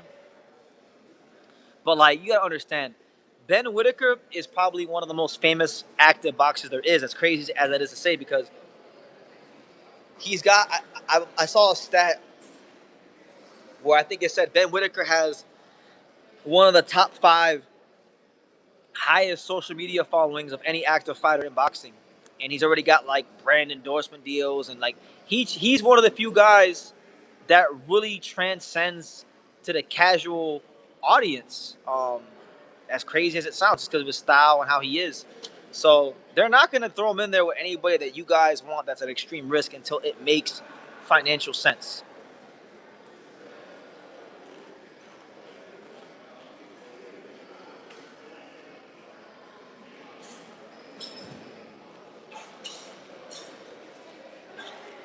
I don't know if Charlie Suarez could get that rematch because, yeah, I don't know. I feel like Charlie Suarez, if he hasn't already, I feel like he's going to be one of those guys that probably goes to super boxing. He's not getting his rematch. Vaquero Navarrete has too many big fights on the table for him to get a rematch, as messed up as it sounds. He's got potentially Lomachenko coming back to boxing. He's got Espinoza moving up from 126 to fight at 130. And he's got Shock Foster at 130. So, unfortunately, even though I don't agree with it, and I think Suarez does deserve the rematch, I think Emmanuel Navarrete probably isn't going to rematch him. As just being the bearer of bad news for you guys out there. That's crazy. I think I'm the only person in the lobby now that was here from the boxing event. Everybody from boxing done cleared out. So 10 more minutes, guys, and we're going to wrap it up. But it's been a great live. Get your questions in. Definitely super chat. Hit the like button. Subscribe. All that blase. And definitely check out all the YouTube shorts. There's plenty of them. Check out all the interviews. There's plenty of them. Especially that Carl Moretti.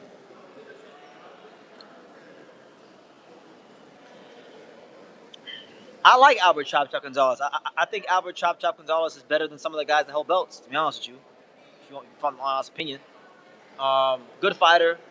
Intelligent pressure fighter. Got a great coach. Yeah, respect to him.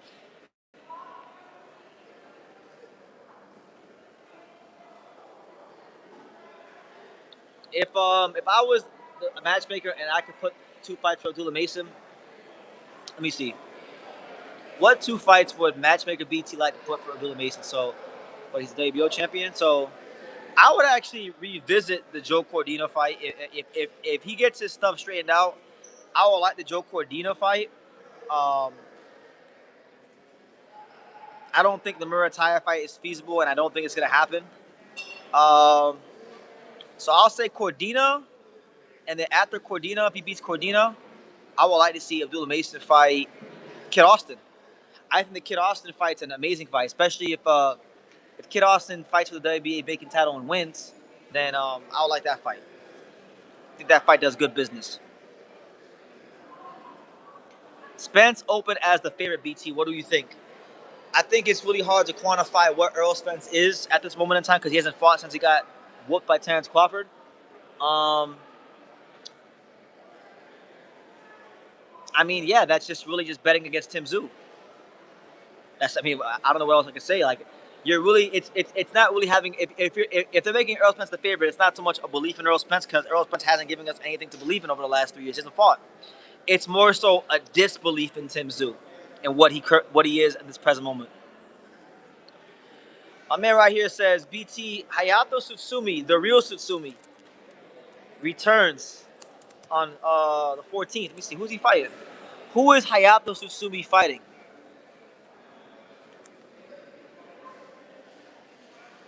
My main man had let me see. Tsutsumi is fighting Felix Batista San Juan. Who the fuck is this guy? I have no idea who this is, but shout out to him for stepping in the ring with one of the best fighters in the division.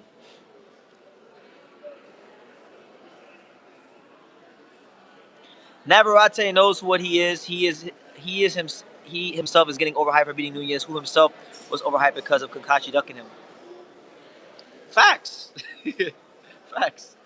Um, Listen, I'm sure that there was another guy that ducked him, but I can't remember. BT, we need Pops calling the fights live tomorrow. I honestly don't think you're gonna get that. Just being honest with you, because it's not gonna happen. But we'll have Pops. We'll have Pops on probably. I don't know, maybe like a day or so after the fight to give his reactions. And I'll probably come on live. I'm gonna come on live after the fights tomorrow, so stay tuned for that. When is Reito Susumi going to fight in Japan? I don't know. I don't know, Hyro. If he fights in Japan, are you gonna go see him? Yo, King Kong Rumble says Boo Boo is taking over boxing in 3 weeks. Yeah, Demetrius Andres, he's coming back. He's fighting at the Mohegan Sun for the first time since Benavidez parked him. So I don't have this ain't 2021 no more. I don't have these high hopes for Andre no more. It is what it is. He got his money. The ink is dried. The champagne has been on ice.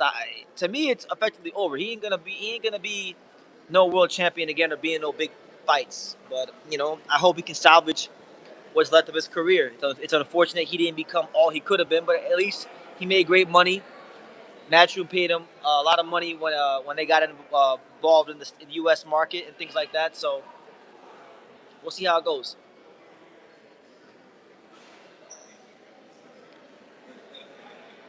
BT, when's the next fight you and Pops will attend? When's the next time you and Pops will be attending a fight together? Pops be taking over those media scrums. Yeah, you like that, right? You like when Pops is in the media scrums because I don't even know what the fuck he's gonna say when he's in the media scrums half the time. But it's a good question actually because if Pops does go to a fight, because I can't cover the Zuba. I'm not allowed to cover the Zuba boxing card because the UFC denied me already. So if I go to that fight, it's gonna be strictly as a fan. But it doesn't mean we can't get content. The West Coast fights like Pacheco and Zepeda versus Pacheco's fight, the Zepeda Roach fight. Those fights are probably out of the question as far as taking Pops. If Pops was to go to a fight soon, it would probably be either the Richardson Hitchens card in New York City, the Zupa show, or Claressa Shields. But I don't think Pops cares about women's boxing, and he's not going to leave the house for no women's boxing. So if we do see Pops again at a fight, it'll be at the Richardson Hitchens fight. If I'm making an educated guess. But I don't even know if I'm going to that fight yet, so I can't even say. But If there's gonna be one he's gonna be at anytime soon, it'll be that one. Pops would give Berlanga and Hitchens hell. Yeah, you don't want that. You don't. They don't want that. You know, they better have good. They better have some sensational performances that Pop shows up. Because my dad don't like leaving the house. He has PTSD. He's been through the war. He's been through a lot of things in his life. He's not trying to go to a fight and not see anything short of something spectacular. That's why when you hear Pops talk about Beterbiev, he talks of the utmost respect for Beterbiev because we went to New York City in Father's Day 2022, and Beterbiev did a demolition job on Joe Smith Jr., right? So he wants to see greatness when he goes to these fights. So hopefully, you know, if he pulls up in New York City, which is insane because New York City itself is insane, but when you got New York City and Pops, it's even more insane. These guys better be on the P's and Q's, otherwise they're gonna hear about it, whether I'm covering the fight or not. We're gonna find a way to get around Hitchens and Berlanga, and they're gonna hear about it, you know. So.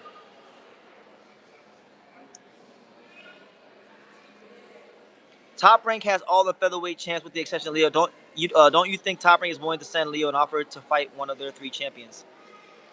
They have 2 champions. They don't have 3 champions. They have Espinoza and they have Carrington, and they actually have a piece of Leo. Leo's contract, Angelo's contract is he's promoted by Pro Box, but when he beat Fernando Lopez, there was options in his contract. So Top Rank has a piece of him. So they actually have 2.5 featherweights.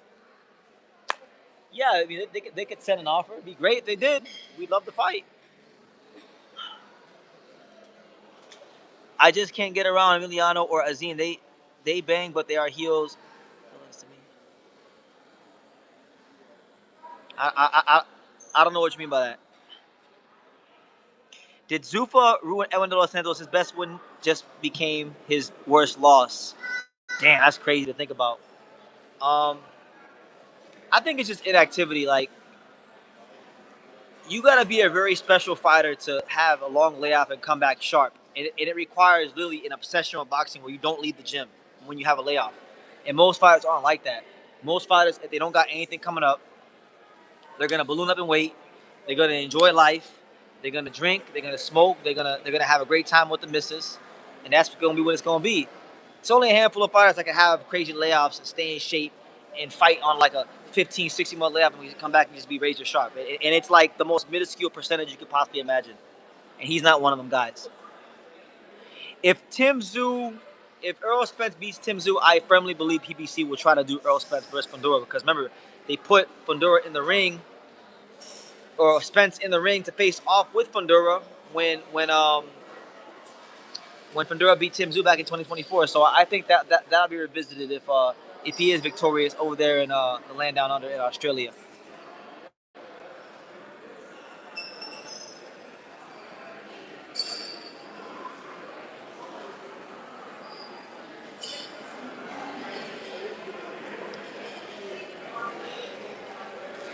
But yeah, guys, I think on that note, I'm gonna go ahead and wrap it up. It's been a really great live. You know, the whole hotel lobby done cleared out. There's nobody from the boxing world here anymore.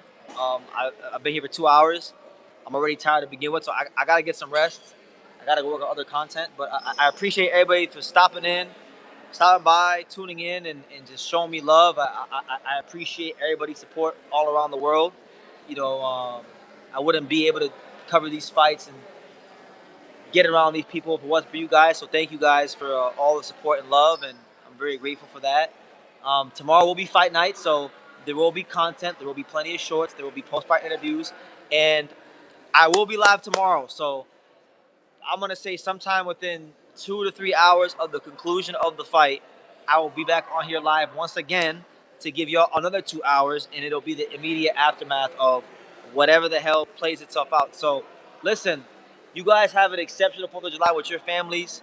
Be safe, be blessed, eat a lot of good food, enjoy Eddie and everybody around you because, you know, tomorrow is not promised and you don't know what's going to happen to your family and your friends and people that you love. So cherish these moments, relish these moments, and definitely just celebrate, you know, a great country, you know, the United States of America, the 250th birthday of the United States of America. You know, it's a big deal. So on that note, guys, you guys take care, and I'll see you in the next live.